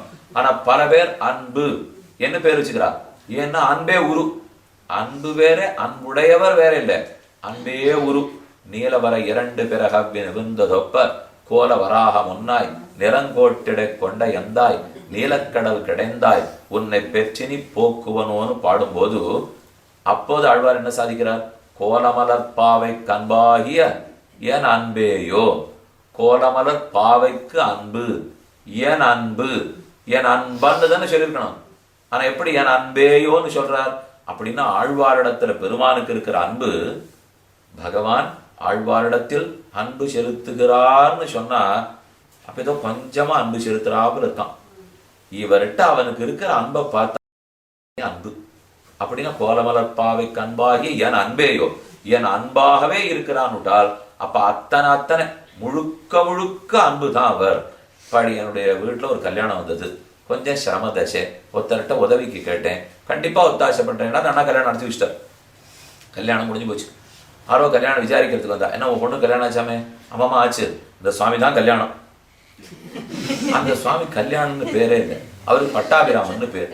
ஆனா அந்த சுவாமி கல்யாணம்னு ஒண்ணு, என் பேர் பட்டாபிராமன் ஆச்சேன்னா, இல்ல சுவாமி நீர் தானே கல்யாணம் பண்ணி வச்சு, அப்ப பட்டாபிராமன் கல்யாணம் பண்ணி வச்சான்னு சொல்லும். இல்ல பட்டாபிராமன் தான் கல்யாணம். ஏன் அப்படி சொல்லு? நீர் இல்லாட்டா அது நடந்திருக்காரு இல்லையா? நீர் இருந்தா தான் அது நடந்தது. அப்ப முழுக்க உம்மாலேயே நிறைவேறினபடியால் நீரே கல்யாணம் என்று சொல்றோம். இப்ப அதை போல பிரம்மத்துக்கு வருவோம். ஆனந்தம் பிரம்மே திவ்யஜானாத் ஆனந்தாத்யேவ கல் விமானி பூதானி ஜாயந்தே ஆனந்தேன ஜாதானி ஜீவந்தி ஆனந்தம் பிரயந்தபிசம்பிசந்தீதி தத்விஜிக்யாசஸ்வ தத் பிரம்மேதி ஆனந்தோ பிரம்ம. பிரம்மம் எது என்று உபனிஷத்தை அடையாளம் காட்ட ஆரம்பிக்கிறது. அன்னம் பிரம்மே திவ்யஜானாத். பிராணோ பிரம்மே திவ்யஜானாத் அன்னமய பிராணமய மனோ பிரம்மே திவ்யஜானாத் விஜானம் பிரம்மே திவ்யஜானாத் ஆனந்தோ பிரம்மே திவ்யஜானாத் என்ன ஒண்ணுனா சாஸ்திரம் மாத்தின்னு போறது. அப்ப ஆனந்தமே பிரம்மம், ஆனந்தமே பிரம்மம். ஆனந்தமுடையவன் பிரம்மமா, ஆனந்தமே பிரம்மமா? ஆனந்தோ பிரம்மே திவ்யஜானாத் ஆனந்தம் பிரம்மம். அப்ப மகிழ்ச்சி பிரம்மம், சந்துஷ்டி பிரம்மம், அனுபூதி பிரம்மம் என்ன இருக்கே தவிர அனுபவமுடைய பிரம்மம், ஆனந்தமுடைய பிரம்மம் என்று காணவில்லையே. சொல்லிருக்கிறது ஆனந்தமே பிரம்மம், அன்பே பிரம்மம், ஞானமே பிரம்மம் என்று தானே இருக்கிறதுனால் சொல்லலாம். ஆனால் அது அதன் மயமாகவே இருக்கிறபடியால சொல்லியிருக்கே தவிர அதுவும் ஒண்ணும் ரெண்டாவது இல்லைங்கிறதுக்காக அந்த இடத்துல சொல்லப்படவில்லை என்பதை நாம இப்ப பார்க்க போறோம். எப்படின்னு தான் பார்க்க போறோம். அப்ப பிரம்மம் குணமுடையதா, பிரம்மம் குணமற்றதா? குணமுடையது என்று சொன்னால் பிரம்மம் ஒண்ணு ஒத்துக்கணும், அதை தவிர குணங்களும் உண்மைன்னு ஒத்துக்கொள்ள வேண்டும். அப்பதான் குணமுடையது பிரம்மம்னு சொல்ல முடியும். ஆனா அது வேண்டாம், ஒன்று தான் தத்துவம் என்று வந்துட்டோம்னால் அப்ப பிரம்மமே குணம், குணமே பிரம்மம், பிரம்மமே குணம் என்று சொல்லிடலாம். அப்ப அந்த பிரம்மத்தை என்னன்னு சொல்லலாம்? நிர்விசேஷ பிரம்மம். அது ஒன்றும் விசேஷமே இருக்காது, வேறுபடுத்துறதுக்கு ஒண்ணுமே இருக்காது. அது வெறும் குணமாக குணமுடையதாக இல்லாத போயிடும். இதை பத்தித்தான் ரொம்ப முக்கியமான வாதங்கள் எழுந்தன. யானி நாமானி கவுனானி விக்யாத்தானி மகாத்மனா ரிஷிபி பரிகீதானி தானி வக்ஷாமி பூதையே என்று விஷ்ணு சாஸ்திரநாமோல்யம் அதனுடைய இது பீஷ்மாச்சாரிய தர்மபுத்திரனுக்கு உபதேசம் பண்ணிருக்கார். அவர் சொல்லச்சே யானி நாமானி கவுனானி, இதோ நாமங்களை பத்தி உனக்கு சொல்ல போறேன். நாமங்கள் எதுக்குன்னு தர்மபுத்திரனுக்கு சரியா புரியல. கவுனானி குணங்களை கூறும் நாமங்களை சொல்லுகிறேன். இன்னென்ன குணங்களை இன்னென்ன நாமம் சொல்ல போறது. கேசவன் நல்ல கேசபாசம் உடையவர், மாதவன் பெரிய விராட்டியாரை திருமார்பிலே கொண்டவர், ஒன்னொன்னு குணத்தை தானே சொல்ல போறது. சுஷீலன் சௌஷீல்யம் உடையவர், வத்சலன் வாத்சல்யம் உடையவர், சுலபன் எளிமையாக இருக்கும் அவர், பரபரன் பரத்வம் உடையவர், துவாரகாதீசன் துவாரகையை இருப்பிடமாக கொண்டவர், ஸ்ரீரங்கநாதன் ரங்கத்தை இருப்பிடமாக கொண்டவர். இப்ப என்ன பேர் சொன்னாலும் அது ஒரு குணத்தை காட்டுறது இல்லையோ. ஆகவே குணங்களை கூறும் பெயர்களை சொல்லுகிறேன் கேளும். யானி நாமானி கவுனானி, கவுனானி குணங்களை கூறுபவையான நாமானி நாமங்களை சொல்லுகிறேன் கேளும். யானி நாமானி கவுனானி விக்யாத்தானி, என்னமோ நீருன்னா நீங்க பேசிட்டு நினைச்சுக்க வேண்டாம். விக்யாத்தானி ஜகத்து முழுக்க பிரசித்தி. ரிஷிகளெல்லாம் இந்த குணத்தை தான் உபாசனம் பண்ணியிருக்கார். அவர்கள் சாத்தின திருநாமங்கள் தான் இது. இத்தனையன் நாமங்கள் குணங்களையே சொல்ல வருகின்றன. மேல சாஸ்திர நாமத்தை சொல்ல போறீரே, அதுல ஒரு திருநாமமும் முதல்ல மாறுபடுமா, மாறுபடணுமா? ஏன்? விஸ்வம் விஷ்ணு வஷட்காரா பூதபவ்ய பவத் பிரபு பூதகிருத் பூதகிருத் பாவா பூதாத்மா பூதபாவனா பூதாத்மா பரமாத்மா முக்தானாம் பரமாகதி 1000 சொல்லுங்க. அதே சமயத்திலே சுவாமி இது எல்லாமே குணமில்லாத பிரம்மத்தை சொல்றது என்ன நான் சொன்னேன்னா இது ஒரு பெரிய முரண்பாடு வந்துடும் பாருங்க. இப்போ பிரம்மத்துக்கு எந்த குணமும் இல்லை என்று சொல்லிட்டால் அது நிர்குண பிரம்மம். நிர்குண பிரம்மத்தை நான் 1000 திருநாமத்தால சொன்னதுனால என்ன லாபம், ஒரே திருநாமத்தால சொன்னதுனால என்ன நட்டம்? இப்போ நம்ம கிட்ட கை இருக்கு, கால் இருக்கு, மூக்கு இருக்கு, நாக்கு இருக்கு, கேசம் இருக்கு, நன்னா இருக்கு. உடனே என்ன சொல்லலாம்? தாமரை கண் போன்றவள், மான் விழியாள், வேல் விழியாள், அப்படியே தாமரை வதனமுடையாள். நம்ம பெண்களை பத்தி புலவர்கள்லாம் ஒவ்வொரு எழுதி வைக்கிறாள். இப்படி இருக்கா, அப்படி இருக்கா, அப்படி இருக்கா, அப்படி இருக்கான்னு எல்லாத்தையும். அதெல்லாம் ஒண்ணுமே இல்லைன்னு வச்சுக்கோங்க. கண்ணு இல்லை, காது இல்லை, மூக்கு இல்லை, ஒண்ணும் இல்லை. ஏதோ பிடித்து வெட்ட கொழுக்கட்டையை போலே ஒரு வஸ்து இருக்கு அப்படின்னு வச்சுக்கோங்க. அதை போல ஒண்ணு இருக்குன்னா நான் இப்ப எந்த மான் விழியாள் வேல் விழியாள் அவருடைய என்னமா நெத்தி, அகர்ந்திருக்கும் படிப்புக்கள் போன்ற நெத்தி, சங்கு போன்ற கழுத்து, ஓடும் பெரிய மேகத்தை போன்று இருக்கிற அலையையும் கூந்தல், எங்க சொல்றது எல்லாத்தையும்? வெறும ஒண்ணுமே விசேஷமே இல்லாத ஒரு வஸ்துவா இருந்ததுனால் இது இத்தனை சொல்லவே முடியாது இல்லையா? அப்போ இப்படி திரும்ப இதை வாதம் பண்ணி பார்ப்போம். எப்ப 1000 திருநாமங்கள் வெவ்வேறு பொருளில் உபயோகப்படுத்தப்பட்டுள்ளனவோ அப்ப இந்தந்த திருநாமத்தினுடைய அர்த்தம் ஒரு திருநாம அர்த்தத்திலேருந்து இன்னொரு திருநாம அர்த்தம் மாறுபட்டது தானே? இல்லைன்னா ஒரே பேர்ல சொல்லிட்டு போலாமே. இப்ப நம்ம இத்தனை பேரும் ஒரே ஆள்னு வச்சுக்கோ, அப்ப 50 பேர் வச்சுக்கோமா? அது இப்படி வச்சுப்போம். ஆள் ஒன்னா இருந்தா ஒரே இப்போ ஒருத்தருக்கு அடியன் கிருஷ்ணன்னு பேரு, அதே இப்போ அப்பப்ப நானே பேர் மாத்தின்னு இருக்கேன்னு வச்சுக்கோங்க, காவல் நிலையத்துல போட்டு விட்டுருவா, இவர் ரொம்ப மாத்தின்ண்டே இருக்கார், ஜாகிரதையா பிடிச்சுக்கோ, கூட்டின்னு போங்கன்னுட்டு. ஏன்னா அது எல்லாமே நம்ம இந்த நாடு விட்டு நாடு போறதுக்கு ஒரு சான்றிதழ் வச்சுருக்கோமே, அதுல இப்படித்தான் நிறைய பேர் பேரை மாத்தி வெவ்வேறு படம் ஒட்டி வாங்கி வச்சுடுறா. ஒத்தரா இருந்தா ஒரு பேர், ஒரே சான்றிதழ், ஒண்ணுல தானே வாழ்க்கையை ஓட்டணும். இப்ப அரசாங்கத்தில இருந்து உங்களுக்குன்னு ஒரு எண்ணிக்கை கொடுத்துட்டு போறோம், நீங்க ஜனனத்திலேருந்து மரணம் வரைக்கும் இனிமே அந்த எண்ணிக்கை வச்சுதான் நீங்க என்னெல்லாம் பண்ண போறீங்கன்னு கண்டுபிடிச்சிட போறோம்ட்டான். அப்போ ஒன்று ஒன்று ஒரு பெயர் நிறைய எல்லாம் வச்சுக்க முடியாது. அப்போ இந்த பேரை விட்டு இவருக்கு இப்ப இன்னொரு பேர் வந்தது, இந்த பேர் இருந்தாலே இவருடைய குணநலங்கள்லாம் மாறிடணும். அவர் உருவம் மாறி போச்சு, அவர் நலங்கள் மாறி போச்சு, இவருக்கு மாறிடுச்சு. அப்ப வெவ்வேறு பேர், ஆள், உருவம், குணம் மாறினா தானே வெவ்வேறு பேர். இல்லைன்னா ஒன்றே மாதிரி இருந்தா எப்படி வெவ்வேறு பேர் வரும்? அப்ப அந்தந்த பேரால் எந்தெந்த விசேஷணங்கள், எந்தெந்த தர்மங்கள், எந்தெந்த ஜாதி, குண, கர்ம, கிரியா, விபாகம் எதெல்லாம் இருக்குமோ அது அத்தனையும் அந்த அதிகாரிகிட்ட வந்து ஆகணும் இல்லையோ. இதே இன்னொன்னு சொல்றேன், இப்போ ஒருத்தருக்கு ஒரு பேர் தான் இருக்கணும்னு சொன்னேன் இல்லையோ. அதே ஒரு சுவாமி ரொம்ப நன்னா உபன்யாசம் பண்ணுவார். அப்ப அவருக்கு என்ன பேர் சொல்லுவா? வரா அவர்தான் சுவாமி உபன்யாச சக்கரவர்த்தி இருந்தார். காஞ்சி பிரதிவாதி பயங்கர சுவாமி எழுந்தருளி இருந்தார், கார்பங்காடு சுவாமி எழுந்தருளி இருந்தார், உத்தம சுவாமி எழுந்தருளி இருந்தார். எல்லாம் உபன்யாச சக்கரவர்த்திகள் சொல்லிடுவா. அதே அப்பா வீட்டுக்கு வந்து சேர்ந்த உடனே அந்த சுவாமி திருமாலைக்கு போன உடனே குழந்தை ஓடி வந்து அப்பா அப்படின்னு கூப்பிட போகுது. பக்கத்துல வந்த சிஷ்யனுக்கு சந்தேகம், சுவாமி நீர் உபன்யாச சக்கரவர்த்தி அப்பாவா? கொஞ்சம் ரெண்டுல என்னன்னு சொல்லு. நீர் அங்க போறச்சே மேடல் ஏறி எல்லாரும் உபன்யாச சக்கரவர்த்தினா, திரும்பி வந்த உடனே ஒரு குழந்தை குடுகுடுன்னு ஓடி வந்து அப்பா அப்பான்னு காலம் கட்டிக்கிறது. நீர் அப்பாவான்னா, ஆமே நான் தான் உபன்யாச சக்கரவர்த்தி, நான் தான் அப்பா, இதுல என்ன சந்தேகம் உங்களுக்கு? இப்போ அந்த சுவாமி ரொம்ப நன்னா பாடுவார்னு வச்சுக்கோ. அவர் எங்கோ கோலுக்கு போனார். போன உடனே பெருமாளுக்கு தாலாட்டு ஊஞ்சல் நடக்க போறது. அங்க இருக்கிறவர் சொன்னா, சுவாமி ஒரு பாட்டு பாடும் சுவாமி. அப்படி கேட்டனா, ஆடி என்ன பாட போறேன், பெருமாள் இருக்கா, நாமெல்லாம் நீச்சர், நம்ம போய் பாடலாமான்னா, என்ன நீ ஒரு சங்கீத வித்வான் இல்லையா, பாட வேண்டாமான்னா இந்த சிஷ்யம் முடிச்சுட்டான். இப்ப என்ன சுவாமி உங்களுக்கு மூணாவது பேர் சொல்றா, அங்கங்க போறச்சே ஒரு பேர் உங்களுக்கு சொல்றாள்னால் அப்ப அவர் என்ன பதில் சொல்லுவார்? எனக்கு இது பண்ண தெரியறதுனால இந்த பேர், அப்பனா இருக்கிறதுனால அப்பாங்கிற பேர், உபன்யாச வித்வானா இருக்கிறதுனால வித்வான்னு பேர். ஆக இந்த ஒன்னொன்னு ஒரு பண்பு தானே, இப்போ ஒன்னொன்னு ஒரு குணம் தானே. தந்தையான தன்மை, பாட்டு தெரிந்த தன்மை, சாஸ்திரம் அறிந்த தன்மை, இந்த ஒரு தன்மையும் விளக்கத்தான் ஒரு பெயர். இல்லைன்னா ஒரே பெயரே போருமே, இது ஒண்ணுமே அவருக்கு வித்தியாசமே இல்லைன்னு விட்டால் கீழே சொன்னேன் பிடித்து வைத்தார். அப்ப அதுக்கு இதை சொல்றதுக்கு ஒண்ணுமே வேண்டாமோ இல்லையப்போ, இது இத்தனை பேர் இருக்குன்னாலே அப்ப அது அத்தனை குணமுடைமையைத்தானே குறிக்கும். விஸ்வம் விஷ்ணு வஷட்காரா, விஸ்வம் குணபூர்ணன், விஷ்ணு வியாபகன், வஷட்காரா நியந்தா இன்னும் ஒரு தன்மை. அப்ப இந்தந்த குணங்களை குறிக்கத்தான் திருநாமங்கள். நாமங்கள் அநேகங்கள், ஏனெனில் குணங்கள் அநேகங்கள் ஆனபடியால் என்று வாதம் வச்சுங்க. நாமங்கள் எண்ணிறந்தவை, ஏனெனில் குணங்களும் எண்ணிறந்தவை. குணம் ஒன்னா இருந்தா நாமம் ஒன்னா இருக்கும், குணங்கள் நிறைய இருக்கு, அதனால அத்தனை சொல்றதுக்கு அத்தனை திருநாமம் வேணுமோ இல்லையோ. எதுக்கு குணங்கள் நிறைய இருக்குன்னா, உபாசிக்கிறதுக்கு எனக்கு சாமகிரி வேணுமே, நான் உபாசிக்கணும் இல்லையோ. கோட்டானு கோடி ஜீவாத்மாக்கள் அனந்த கோடி பிறவிகளாக இன்னும் உபாசிக்கிறான். எங்கேயானு பாத்திரத்துல ரொம்ப கீழே இருக்குமோ சுவாமி, ரொம்ப நாளா எடுத்துட்டு இருக்காளே, மிச்சம் குறைச்சலா இருக்குமோன்னா இன்னும் எடுக்கவே ஆரம்பிக்கலையே, அவ்வளவுன்னா நிறைஞ்சிருக்கு பாத்திரம். இதுதான் ஆறாத அமுதம், அபர்யாப்தாமிருதம் இல்லையோ.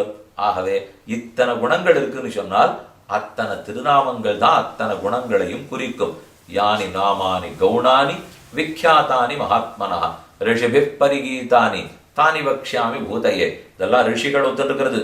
இப்ப நேத்திக்கு இன்னைக்கு நாம கண்டுபிடிச்சது இல்லை, அனாதி காலமா ரிஷிகளால் கூறப்பட்டவை. ஆகவே மேலே சொல்லுகிறேன் கேளும். இன்னும் முதல்ல பீஷ்மாச்சாரியர் என்ன காட்டி கொடுத்தார்? இது பிரம்மத்தை பத்தின திருநாமங்கள். பிரம்மம் சகுணம், எத்தனையோ குணங்கள், அந்த ஒரு குணத்தை சொல்ல ஒரு திருநாமம் என்று முதல்ல சுவாமி சொல்றார். பராசர பட்டர் இந்த வியாக்கியானத்தில் எழுதினுட்டு அடுத்த ஆக்ஷேபம். இதை சொல்லும் போதே இல்லை, அப்படி இல்லை, நாங்க ஒத்துக்கிறோம் பிரம்மத்துக்கு குணம் உண்டுங்கிறத ஒத்துக்கிறோம். ஆனால் நிர்குணம் பிரம்மன் தான் சாஸ்திர சம்மதமான பிரம்மம்.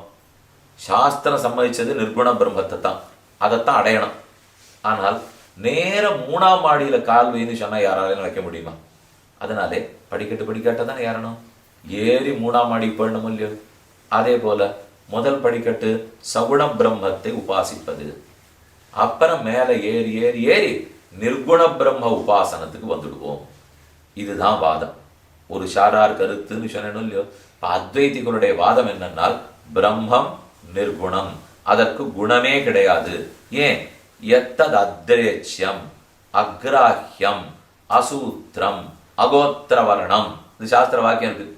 எதற்கு வேறுபாடே இல்லையோ, எதை பிடிச்சுடுறதுக்கு முடியாதோ, எது அனிர்வச்சனீயமோ, எதுக்கு கோத்திர சூத்திரங்கள் கிடையாதோ, எந்த விசேஷனமும் எதற்கொன்று கிடையாதோ, நேகநானாஸ்தி கிஞ்சனன், ரெண்டாவதே எதற்கு இல்லையோ அத பிரம்மம்னு தெரிஞ்சுக்கோ என்ன சாஸ்திர வாக்கியம் இருக்கு. இருக்கிறபடியால தான் அத்வைதிகள் எல்லாம் அவருக்கு குணம் இல்லேன்னு சொல்றது பாருங்கோ என்கிறார்கள். ஆனா ராமானுஜர் அதே வேத வாக்கியம் குணம் இருக்குன்னு சொல்றதே. சத்தியம் ஞானம் அனந்தம் பிரம்ம யோ வேத நிகிதங்குகாயாம் பரமே வியோமன்னு என்ன சொல்றது. சத்தியகாமஹ சத்திய சங்கல்பஹ அபஹத பாப்மா விஜரஹா விமுர்த்யுஹு விஷோகா விஜிகித்ஸா சதிகாசா அபிபாசா சத்தியகாமஹ சத்திய சங்கல்பஹ. சாந்தோக்கியம் சொல்றதே சத்தியகாமஹ சத்திய சங்கல்பஹ குணம் இருக்குன்னு சொல்றதே. அப்ப குணம் இருக்கு என்று சகுணபர வாக்கியங்களும் உண்டு, குணமில்லே என்று நிர்குணபர வாக்கியங்களும் உண்டு. அப்ப பிரம்மம் சகுணமா நிர்குணமா? இப்படி இருக்கலாம் அப்படி இருக்கலாமோ? கொஞ்ச நாளைக்கு வேணா திங்கள்ல இருந்து வியாழக்கிழமை வரைக்கும் சகுண பிரம்மம்னு வச்சுப்போம், வெள்ளி சனி ஞாயிறு வேணா நிர்குண பிரம்மம்னு வச்சுப்போமான்னா அங்கேயும் ஆபத்து வந்துருப்போம். அப்படின்னா திங்கள் செவ்வாய் புதன் வேறே, வியாழன் வெள்ளி சனி வேறையா? வேறேன்னா ரெண்டை இங்க ஒத்துக்கலாம்னா அங்கேயும் தான் ஒத்துனுட்டா என்ன இப்போ? அப்ப இங்க வேற அங்க வேற. பிரம்மம் தித்தமா? பிரம்மம் ரெண்டா பிரம்மம் ஒன்னா? பிரம்மமே ரெண்டா பிரம்மமே ஒன்றா? சகுண பிரம்மத்தை முதல்ல உபாசிச்சுப்போம். ஸ்தூலமா இருக்கிறத மனசுதான் பிடிச்சுக்கும். எப்பவுமே ஸ்தூலாருந்ததி நியாயம்னு உண்டு. ஸ்தூலமா நன்னா தெரியறத சொன்னா சட்டுன்னு புரிஞ்சுப்பா. ரொம்ப சூக்ஷ்மமா இருக்கிறது ஒண்ணு காட்டினா கண்ணக வச்சுன்னு பார்ப்போம், ஒன்றும் தெரியாது. குழந்தைகளுக்கு கல்யாணம் பண்ணி வைப்பா, அந்த நாள்ல சொல்றேன், சின்ன வயசுலேயே கல்யாணம் ஆயிடும். அப்ப இந்த அருந்ததி நட்சத்திரம் காட்டணும் இல்லையோ, அதுக்கு ப்ரஹஸ்பதி சுவாமி கூட்டின்னு போனார். கையை பிடிச்சுன்னு அதோ பார், அதோ ஒரு அருந்ததின்னா அது அந்த பால் வெளிச்சம் இவருக்கு இப்ப எங்க தெரிய போறது? அவனுக்கு கஷ்டப்பட்டு பார்த்து கொஞ்சம் பெரிய நட்சத்திரத்தை காட்டுவார், அதான் அருந்ததி. அம்மி மிதித்து அருந்ததி பார்த்தல்ங்கிற மொழியோ கை பிடிச்சா எடுத்துன்னு சொல்லியாச்சுனால் அருந்ததியை பார்த்துட்டோம். சப்தபதி முடிஞ்சு படுத்தினால் அவ்வளவே. என்ன உண்டோ மனது ஒருமித்து அப்படித்தான் வாழ வேண்டும். அதுதான் பகவானுக்கு ரொம்ப பிடித்தமானது. அவர் அப்படித்தான் வாழ்ந்திருக்கார், அவர் அப்படித்தான் தான் பக்தர்களும் வாழணுங்கிறத எதிர்பார்க்கிறார். சகா சப்தபதா பபூவ, நானும் நீயும் உடன்படிக்கைக்கு வந்துட்டோம். 7 அடிகளை பெண்ணே உன் காலை பிடித்து நான் தான் இந்த அக்னிக்கு வலம் வந்து எடுத்து வச்சிருக்கேன். இந்த மணமகன் உறுதி எடுத்துக்கிறான், பெண்ணை எப்போ உன் காலை தொட்டு நான் எடுத்து வச்சுட்டேனோ இனிமே இந்த பிடிச்ச கையை விட மாட்டேன். அதுக்கு வாழ்நாள் முழுக்க காலையை பிடிச்சிருக்கணும் நான் சொல்ல வரல, இப்போ இருந்தாலும் சொல்றேன். அப்படின்னு சொன்னா அது உடன்படிக்கைக்கு வந்துட்டாலும் இல்லையோ, அந்த உடன்படிக்கையை நாம பகவான் முன்னாடி எடுத்துட்டு இருக்கோம், அக்னி பகவானுக்கு முன்னாடி எடுத்துட்டு இருக்கோம். அப்போ பக்தன் இருந்துட்டா பகவானுடைய ஆணையத்தான் பார்க்கணும். நம்ம எண்ணங்கள்லாம் உயர்ந்து உயர்ந்து போயிட்டு இருக்கணுமே தவிர தாழ்ந்தத்துல எண்ணம் போகவே கூடாது. பெருமானுடைய ஆணையை மீறுவதற்கு நம்ம புத்தி யோசிக்கிறதே கூடாது. நம்ம ஆணையோட இருந்தாலே 1000 ஆபத்து வருது சம்சாரத்துல. இதுக்கு இன்னும் ஆணைய வேற மீறிட்டுனா யார் பாவத்தை சேர்த்துக்கிறது, யார் கட்டப்படுறது? ஆச்சு, ரொம்ப ஜென்மங்கள் பிறந்துட்டோம். இனிமே மாறி மாறி பிறந்துட்டு இருக்கிறதுக்கு முடியாது. அது முடியாதுன்னு தெரியணும்னா ஈஸ்வர சித்தத்தின்படிதான் நடக்கணும். அப்ப பூர்வர்கள் இன்னதான் சாஸ்திரம்னு சொல்லியிருக்காளா, பக்தர்கள் இப்படித்தான் இருக்கணுங்கிறாளா, அதுதான் எனக்கு முக்கியம். கண்ணை மூடின்னு ஒத்துணும். அதை தவிர வேற என்ன நமக்கு வந்ததுன்னாலும் பேசிக்கலாம், பண்ணிக்கலாம், காலத்தை தள்ளிக்கலாம். மிஞ்சி போனா இப்படி அப்படி ஒரு 2 சண்டை தானே வரட்டுமே, என்ன எடுப்பது பெருசா? இப்போ அந்த சண்டையை போட்டு முடிக்கிறதுக்குள்ள பிராணனே போடும், அவ்வளவுதான் நடக்க தவிர இது என்னமோ நம்ம பெருசா இருக்க போறதான் நினைச்சிட்டு இருக்கோம். இப்படி அப்படின்னு தேடிட்டு இருக்கிறதுக்குள்ள 50 ஆகும், சட்டத்து பூர்த்தி ஆகும், சப்தத்தியாகும், ஆளே காணும் போடுவா. இவ்வளவுதான் நடக்குமே தவிர அது ரொம்ப மின்னின் நிலையில மண்ணுயிராக்காள் நிற்காது, ரொம்ப வேகமா ஓடி போடும். அந்த ஓடி போறதுக்குள்ளே பகவன் நியமனத்தை நாம மீறணும்னு நினைக்க கூட கூடாது. எதுக்கு சொல்ல வந்தேன்? சகா சப்தபதா பபூவ சகாயோ சப்தபதா பப. அப்படி கால் எடுத்து வச்சு அப்படி பிரதட்சணம் வலம் வந்துடுறாளோ இல்லையோ. இப்போ சகுணமா பிரம்மம், நிர்குணமா பிரம்மம் என்று தானே பார்த்துருந்தோம். பிரம்மம் சகுண பிரம்மத்தை கீழே அவர பிரம்மமா வச்சுப்போம், அதுக்கு மேல நிர்குண பிரம்மம். ஏது 2 ஒத்துக்கணும்? நேர நிர்குண பிரம்மம்னு சொல்லக்கூடாதான்னா உலகத்துல நிறைய குணம் சொல்ற வாக்கியம் இருக்கே, வேதாந்தம் குணத்தை சொல்றது, எல்லா ரிஷிகளும் குணம் குணம் உபாசிச்சிருக்காள் இல்லையோ, அதுக்கு பதில் சொல்லித்தான் ஆகணும். எந்த வாதமா இருந்தாலும் அதுக்கு பதில் சொல்லி ஆகணும் இல்லையோ. அதற்காக சகுண பிரம்மங்கிறது கீழ்நிலை உபாசனம், நிர்குண பிரம்ம உபாசனம்ங்கிறது மேல்நிலை உபாசனம். ஏன், எதற்கு இந்த தேவை? பிரம்மத்தை போய் பிரிப்பிரா சுவாமி, இப்படி ஒரு பிரம்மா அப்படி ஒரு பிரம்மமானா இல்ல தேவை இருக்கு பாருங்கன்னார். என்னன்னா அருந்ததி, அம்மை மிதித்த அருந்ததின்னு சொன்னேனே, அது அம்மை மிதிச்சாச்சு, அருந்ததி பார்க்கணும். அதோ பார்க்கல அந்த சரி இந்த நட்சத்திரத்தை பார்த்து சுவாமி அதுதான் நான் அண்ணா பிள்ளை இல்லை, அதுக்கு பக்கத்துல இன்னும் சின்னதா இருப்பாரு, அதை பாருங்க சுவாமி அதுதான் நான், அதை விட இவ்வளவு சின்னதா ஒண்ணு இருக்கு பாருண்ணா, தெரியறது என்ன, அதான் அருந்ததி. அப்ப நேர அதை காட்டல, ஸ்தூலமான நட்சத்திரத்தை காட்டி அதை விட சூக்ஷ்மம், அதை விட சூக்ஷ்மம்னு சிரிக்கணும் தரும் இல்லையோ.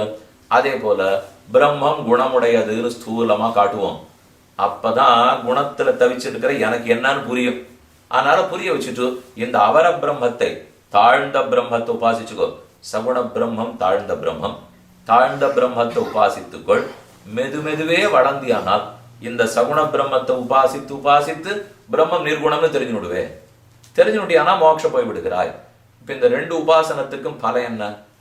குணமுண்டுன்னு பிரம்மத்தை உபாசித்தால் அது தாழ்ந்த பலன்களை கொடுக்கும். எனக்கு கல்யாணம் ஆகணும், ரொம்ப நாளா குழந்தை பிறக்கல, குழந்தை பிறக்கணும், வேலை ரொம்ப நாளா கிடைக்கல, வேலை கிடைக்கணும், பணங்காசு, சின்ன வீட்டுல இருக்கேன், கொஞ்சம் பெருசா ஒரு 3000 சதுரடிக்கு ஒரு வீடு இருந்தா தேவையில்லை, இதெல்லாம் கேட்கிறோமோ இல்லையோ. இதெல்லாம் அவர பிரம்ம உபாசனம். குணத்தோட இருக்கிற பிரம்மத்தை உபாசிச்சிருந்தால் இதை போல பலம் கிடைக்கும். குணமின்றி பிரம்மம், நிர்குண பிரம்மம், அதை உபாசத்தையானா மோட்சத்துக்கு போயிடலாம் என்றுதான் வேதாந்தம் பிரிச்சு வச்சிருக்குன்னு வாதம். பராசர விட்டு விசாரித்தார், வாஸ்தவம். ஆனா இப்ப இந்த குணோபாசனத்தை பத்தி பீஷ்மாச்சாரியர் சொல்றாரு, குணங்களை கூறும் நாமங்கள். இந்த நாமங்களை சொல்லிட்டு கடைசியில் அவர் என்ன சொன்னார்? இப்ப முச்சதே ஜந்துகு ஜன்ம சம்சார பந்தனாத் என்ன ஸ்லோகத்தில் சொல்லிருக்கோம். என்னப்படி இப்போ யாதி பிரம்ம சனாதனம், பிரம்ம சனாதனத்தை அடைகிறான். முச்சதே ஜன்ம சம்சார பந்தனாத், இந்த சம்சார பந்தம் ஜன்ம பம்பத்திலிருந்து விடுதலை அடைஞ்சு விடுறான்.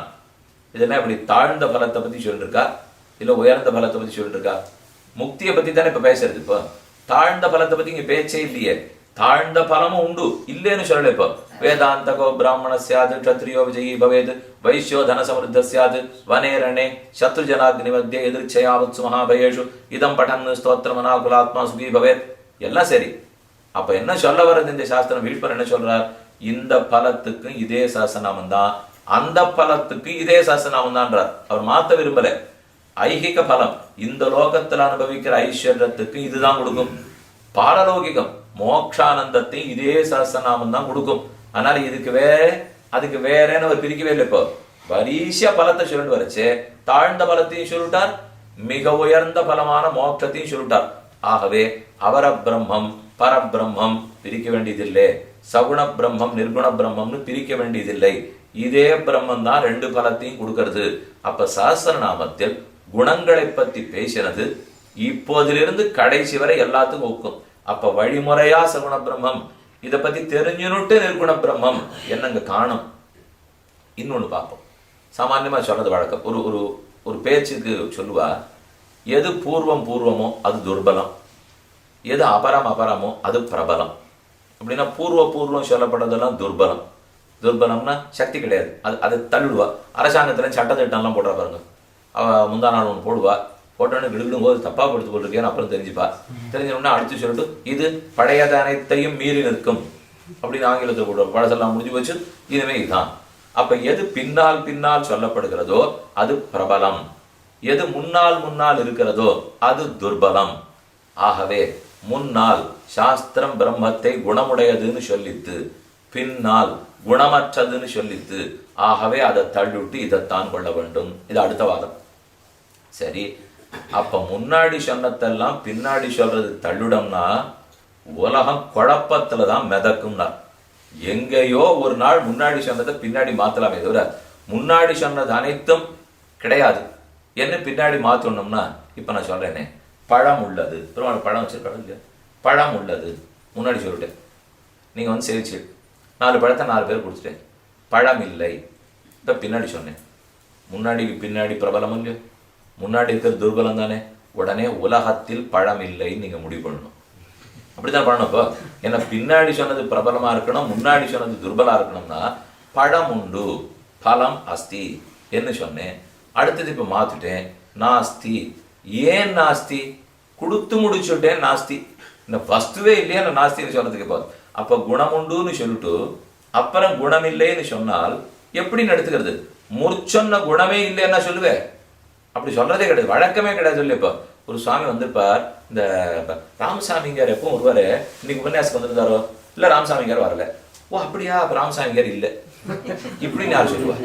ராமசாமிங்கார் வந்துட்டு இருப்பாரு இல்லையானால் ராமசாமிங்கார் வந்துட்டு இருப்பார், இன்னைக்கு வரலன்னு அர்த்தம். அவ்வளவுதான் சொல்ல முடியுமே தவிர இப்ப பழம் இல்லைன்னு சொன்னா இப்ப இல்லை அவ்வளவுதான் சொல்ல முடியாது. அப்போ ஒருத்தர் என்ன பண்ணார், பழம் இல்லை சுவாமி, பழம் கொடுத்துட்டே இருந்தேன்னா தீர்ந்து போச்சு. உடனே இந்த வீட்டுக்காரர் என்ன பண்ணுவா, கிடுகிடுன்னு முந்திரி விட்டு திராட்சை சுவாமி அப்படின்னு போய் எடுத்துன்னு வந்துட்டு கொடுக்க போனா பழம் இருக்கான்னு கேட்டேன், இல்லையேன்னா. அப்போ முந்திரி விட்டு திராட்சை இருக்குன்னு அர்த்தம். பழம் இருக்கான்னு கேட்டா இல்லைன்னா வேற ஏதோ ஒன்று கொடுக்குறா. பழம் இருந்தது இப்ப கொடுத்து முடிச்சிட்டேன், அப்ப பழம் இல்லைன்னு சொன்னேன். உடனே என்ன அர்த்தம் வச்சுக்கணும், இப்போ பழம் அப்ப இருந்தது இப்ப இல்லைன்னு வைத்துக் கொள்ள வேண்டும். ஒரு விஷயத்த நான் சொல்லிட்டு உடனே மாத்துறதுக்காக எங்கேன்னு சொல்லுவேன், நான் சொல்லவே வேண்டாம் இல்லையா? இப்போ ஒரு சுவாமியை பத்தி நான் எங்க பொண்ணுக்கு பிள்ளை பார்க்கலான்னு இருக்கோம், அவரை போய் பத்தி கொஞ்சம் விசாரிச்சுன்னு வரீரா அப்படின்னு எங்கேயோ ஒருத்தர் கடுதாசி போட்டேன். அவர் போய் பார்த்தோம், நல்ல உயரம் 6.5 அடி சொல்றது, அப்படியே பொன்னிறம் கோதுமை நிறத்துல பளபளன்னு பிள்ளை இருக்கான். தலையை பார்த்தா சிக்காவான், ராமன் சிக்கையா இவன் சிக்கையான் இருக்கு, அவ்வளவு அழகா இருக்கு, பார்த்தாலே கண்டிப்பா கல்யாணம் பண்ணலான்னு இருக்கு. சரி சுவாமி அவர் பேர் என்ன, அவர் என்னைக்கு பிறந்தாரா என்னன்னா அப்படின்னு ஒருத்தர் இல்லையே அப்படின்னு சுவாமி அது இத்தனை நாள் எதோ வர்ணிச்சு இல்லையா சுவாமி தான் இல்ல அப்படிலாம் இருக்கிறவன் இல்லேன்னு சொல்றதுக்காக நான் வர்ணிச்சேன். என்ன சொன்னால் அப்ப முன்னாடி சொன்னதை நிறைய விளக்கிட்டு அதுக்கப்புறம் இல்லேன்னு நிஷேதிக்கிறதுக்கு சொல்லவே வேண்டாமோ இல்லையோ. ஒரு விஷயத்தை பத்தி நன்னா வர்ணிச்சுட்டு அதுக்கப்புறம் அது கிடையாதுன்னு சொல்றதுக்கு வர்ணிப்போமா, செய்ய மாட்டோம். அதைத்தான் சொல்றச்சே நம்ம இந்த இங்கே சேர் கிடக்கிறது, இப்படி போயிடலாம். நான் இங்கே சேர் இருக்குன்னு சொன்னால் இப்படி போயிட்டா நிம்மதி. நேரம் அங்கே போய் காலை நன்னா சேத்துல தாழ்த்திட்டு வெளியில் வந்து சாமி ஜலமே இல்லையா அலம்பிட்டு போனோமேன்னா அப்புறம் ஜலத்தை தேடி பண்ணி என்னத்துக்கு இது இதை சேர பூசிக்காது இருக்கிறது தானே முதற்கண் நலம். பூசிக்கொண்டு விட்டு அப்புறம் தண்ணீர் தேடுவதை காட்டிலும்.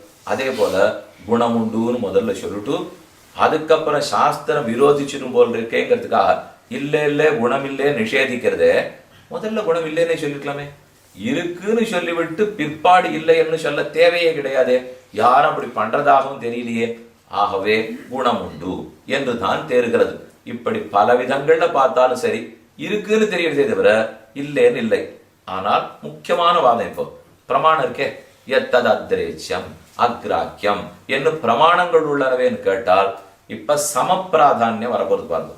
என்னன்னா இந்த பக்கத்துல குணம் இருக்குன்னு சொல்றவர் 4 வாக்கியம் வச்சிருக்கார், இந்த பக்கத்துல குணம் இல்லைன்னு சொல்றவர் அதுக்கு 4 வாக்கியம் வச்சிருக்கார். 2 பேரும் வேதத்தை பிரமாணமாக கொண்டு கூறுகிறார்கள். அவர் சொன்னார், நீர் இந்த மாதிரி சகுணம்தான் பிரம்மம்னு சொல்லிட்டு விட்டீர்னா அப்புறம் நிர்குணத்தை சொல்ற என் வாக்கியங்களுக்கு நான் எப்படி பதில் சொல்லுவேன்? அவர் வாதம் பண்றார். இவர் சொன்னார், நீர் நிர்குணம்தான்னு சொல்லிட்டீர்னா அப்ப நான் சகுணத்தை சொல்ற வாக்கியங்களுக்கு என்னன்னு சொல்லுவேன்? இவர் கேட்டார். இப்ப இந்த 2 பேருக்கு இருக்கிற முரண்பாட்டை விலக்கி ஆகணும். இதுக்குதான் விரோதி பரிகாரம்னு இந்த சம்பிரதாயத்துல பேர். நிறைய விரோதங்கள் ஏற்படும், ஒண்ணுக்கு ஒண்ணு முரண்பாடு. அந்த முரண்பாடுகளை நீக்கி விட்டாகணும். இப்போ அதுக்காகவே ராமானுஜரின் அவதாரம். தஸ்மை ராமானுஜாரியாய நமஹா பரமயோகினே யஹ ஸ்ருதி ஸ்மிருதி சூத்ராணாம் அந்தர்ஜ்வரம் அசீஷமது. யாரொருத்தன் ஸ்ருதி வேத வாக்கியங்களுக்கிடையே இருக்கும் ஜுவரம் முரண்பாடுகள் அதை தீர்த்து கொடுத்தாரோ அந்த பகவத் ராமானுஜரை வணங்குகிறேன் என்ன இந்த ஸ்லோகம் சொல்றது. இது எவ்வளவு அழகாக தீர்த்து கொடுத்தாரு தெரியுமா? சரி, உனக்கு ஆச்சு எனக்கு ஆச்சு, இப்போ உனக்கு 50 எனக்கு 50.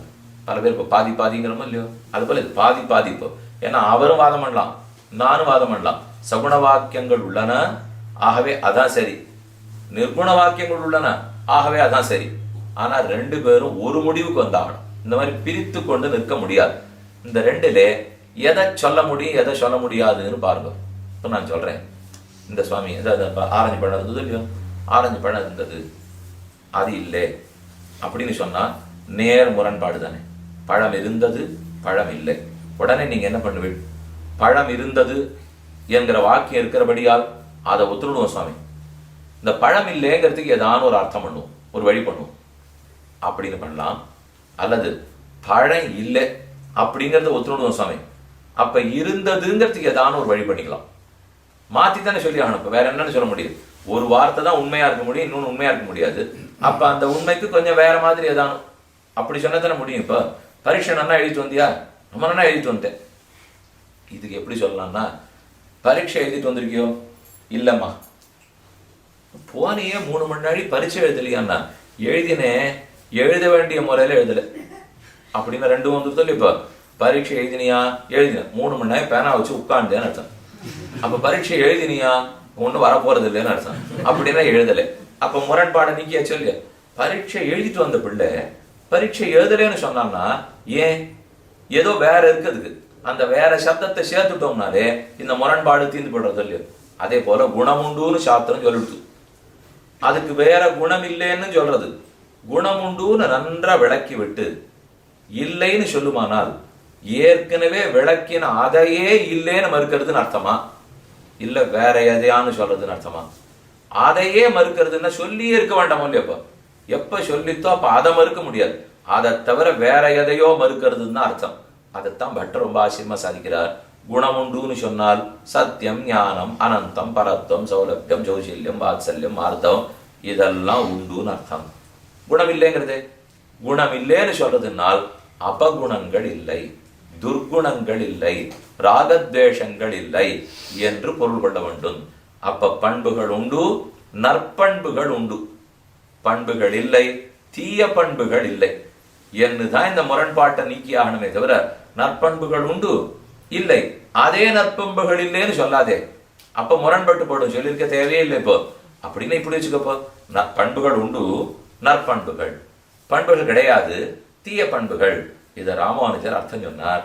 அப்ப அத்வைதி உடனே தன் கருத்துக்கு இதை சொல்லலாம் இல்லையோ? எப்படி சொல்லலாம் பாருங்க. ஏன்னா அவருடைய வாதம் பண்புகள் இல்லைங்கிறத முக்கியமா வச்சுதாகணும். இங்க பண்புகள் உண்டு, மாறுபட்டிருக்கு, முரண்பட்டிருக்கு, பண்புகள் இல்லைங்கிற வாக்கியம் அந்த குணம் இல்லைங்கிறதுக்கு அபகுணம் இல்லைன்னு சொல்லி முடிச்சுட்டார். சரியா போச்சுப்போ. அதே இப்போ குணங்களே கிடையாது, இதுக்கு எது மாறுபட்டிருக்கு? இப்போ குணங்கள் உண்டு என்று இருக்கு. அந்த வாக்கியத்தை என்னவா மாத்தினா முதல் வாக்கியத்தோட ஒத்து போகும். என்ன பண்ணாலும் ஒத்து போகாது. ஏன்னா உன்னை இல்லேன்னு சொன்ன பிற்பாடு இருக்குங்கிற மற்றொரு வாக்கியத்தை இதோட சமன்வயப்படுத்துறதுக்கு முடியாது. இப்ப குணம் இல்லைன்னுட்டார், ஆனா குணம் உண்டுங்கிறது என்னன்னு சொல்லலாம்? நல்ல குணம் உண்டுன்னு சொல்றதா, தீய குணம் உண்டுன்னு சொல்றதா? இந்த 2 தானே சொல்ல முடியும் வராலே. குணம் உண்டுன்னு சொல்ல வைக்க ஒன்னும் நல்ல குணம் உண்டுன்னு சொல்லலாம், இல்ல தீய குணம் உண்டுன்னு சொல்லலாம். ராமானுஜர் பார்த்தார், நீர் எதை வேணா உண்டுன்னு சொல்லிக்குமே, 2ல எதை உண்டுன்னு சொன்னாலும் சரி நான் ஏத்துக்கிறேன். சரி, நல்ல குணம் உண்டுன்னு சொன்னீர்னால் அப்ப நானும் சொன்னதான். தீய குணம் உண்டுன்னு சொன்னீர்னா நான் அதை ஒத்துக்கல, ஆனா நீர் குணம் உண்டுன்னு ஒத்துனுட்டீர். எனக்கு வாதமே குணம் இல்லைங்கிறதான வாதம். நீர் இப்ப தீய குணம் உண்டுன்னு சொன்னீர்னால் அப்ப குணம் உண்டுன்னு ஆயிடும். ஆனா தீய குணம் உண்டுன்னு சொன்னீர்னா அது எப்படி நீர் சொல்ற சாஸ்திரத்துக்கே விரோதம். ஏன்னா சாஸ்திரமே பெருமாளுக்கு தீய குணம் கிடையாதுன்னு சொல்லுது. மிஞ்சி போனா குணம் இல்லைன்னு வேணா வாதம் பண்ணலாமே தவிர தீய குணம் உண்டுன்னு வாதம் பண்றதுக்கு சாஸ்திரத்துல இடமே கிடையாது இல்லையோ. ஆகவே 2 படிகளாலும் சொல்ல முடியாது. அபகுண ராகித்யம் தான் சொல்ல முடியும், சகுண நல்ல குண சாகித்யம் தான் பெருமானுக்கு சொல்ல முடியும். ஆக அந்த வாதத்தில் நீர் எடுத்து வைப்பது இயலாது, இந்த வாதத்தில் தான் இது முடியும் அப்படிங்கிறது ரொம்ப ஆச்சரியமா ராமானுஜர் சாதித்தார். அதுக்குன்னு ஸ்லோகம் உள்ளது. தூரே குணாக தவது சத்வரஜஸ்தமாம்சி தேனத்ரயி பிரதயதி தவ நிர்குணத்வம். தூரே குணாக தவது சத்வரஜஸ்தமாம்சி. பகவான் ஏதோ குணமில்லைன்னு சாஸ்திரம் சொல்லிட்டு எதுக்கா தெரியுமோ? உனக்கு துர்குணம் இல்லை என்றால் சத்வம், ரஜஸ், தமஸ் முக்குணங்களோடு நாம் உள்ளோம், குணம் இல்லை என்று சாஸ்திரம் சொல்றது. அப்படின்னா பொருள் சத்வரஜஸ்தமசுக்களாகிற முக்குணங்கள் அவனுக்கு இல்லை, பின்னே சுத்த சத்வமயனாக இருக்கிறான் என்று பொருள். முக்குணங்கள் இருந்தா குணம் உண்டுன்னு அர்த்தம். சுத்த சத்துவமா இருந்தா முக்குணம் இல்லைன்னு தானே சொல்லி ஆகணும். அப்ப அபகுணம். முக்குணங்கிறதே ஒரு தாழ்ச்சி நமக்கு. இப்போ ரஜோகுணம் இருந்ததுன்னா கோபம் வரும், வெடிக்கிறோம், ஏதோ பண்றோம். தமோ குணம்னா காலக்ஷேபம் ஆரம்பிச்சது உடனே தூக்கம் வராப்புல இருக்கு, அது தமோ குணத்தாலே. அப்ப இது தமோ குணம், ரஜோகுணம். பிரம்மம் எப்படி இருப்பார்னா அவருக்கு முக்குணமே கிடையாது. முக்குணம் கிடையாதுன்னு சொன்னா குணம் கிடையாதுன்னு அர்த்தம். முக்குணம் கிடையாதுன்னு சொன்னா முக்குணத்தில் இருக்கும் தாழ்ந்த 2 இல்லை, சுத்தமான சத்துவம் மட்டும்தான் உள்ளது என்று கொள்ள வேண்டும். அதனாலதான் சத்தியம், ஞானம், அனந்தம், பிரம்ம. அப்புறம் ஆனந்தோ பிரம்ம, ஆனந்தமுடையது பிரம்மம். விஜானம் யஜ்ஞம் தனுதே விஜாதாரம் அநேக்கியன விஜானியாத். 2 வாக்கியம் இருக்கு. விஜானம் யஜ்ஞம் தனுதேனால் விஞ்ஞானமாவே இருக்கு என்று பொருள். விஜாதாரம்னு சொன்னால் அறிபவன் பொருள். அறிவாகவும் உள்ளது, அறிபவனாகவும் உள்ளது. அப்ப அவரே தர்மியா இருக்கார், தர்மமா இருக்கார். அவர் அறிபவராகவும் உள்ளார். அப்படின்னா ஞானம் வேற, அவர் வேற. அறிவாகவே உள்ளார். அங்கதானே நமக்கு ஏற்கனவே சந்தேகம் வந்தது. பிரம்மத்தை ஆனந்தம்னே சொல்லிட்டே, அப்படின்னா ஆனந்தம் உடையவன் சொல்ல முடியாது இல்லையா என்ன கேள்வி இல்லையோ? அப்படி இல்லை. ஒரு வஸ்து ஒன்றாலேயே நிறைந்திருந்தால் அந்த பெயரை இட்டு அதை அழைக்கலாம் என்று சட்டம். பிரகாச பிரசுரஹா ரவி. ஆகாசத்துல சூரியன் இருக்கார், பிரகாசமா இருக்கார். பிரகாசம் உடையவர் தானே சூரியன், அப்படி சொல்றதுதானே நியாயம். ஆனா சொல்லலாம், அதோ பிரகாசம் தெரிகிறது பாருனா சொல்லலாமே. தாவி மையம் கொண்ட தடந்தாமரகட்கே என்ன உய்த்திடும் என்று பாசம். உலகத்தை தாவி அளந்த தாமரைகளுக்கு நான் சரணாகதி. ஆழ்வார் பாட்டு போ. தாமரையா தாவி அளந்தது? தாமரை அடிகள் தானே தாவி அளந்தன.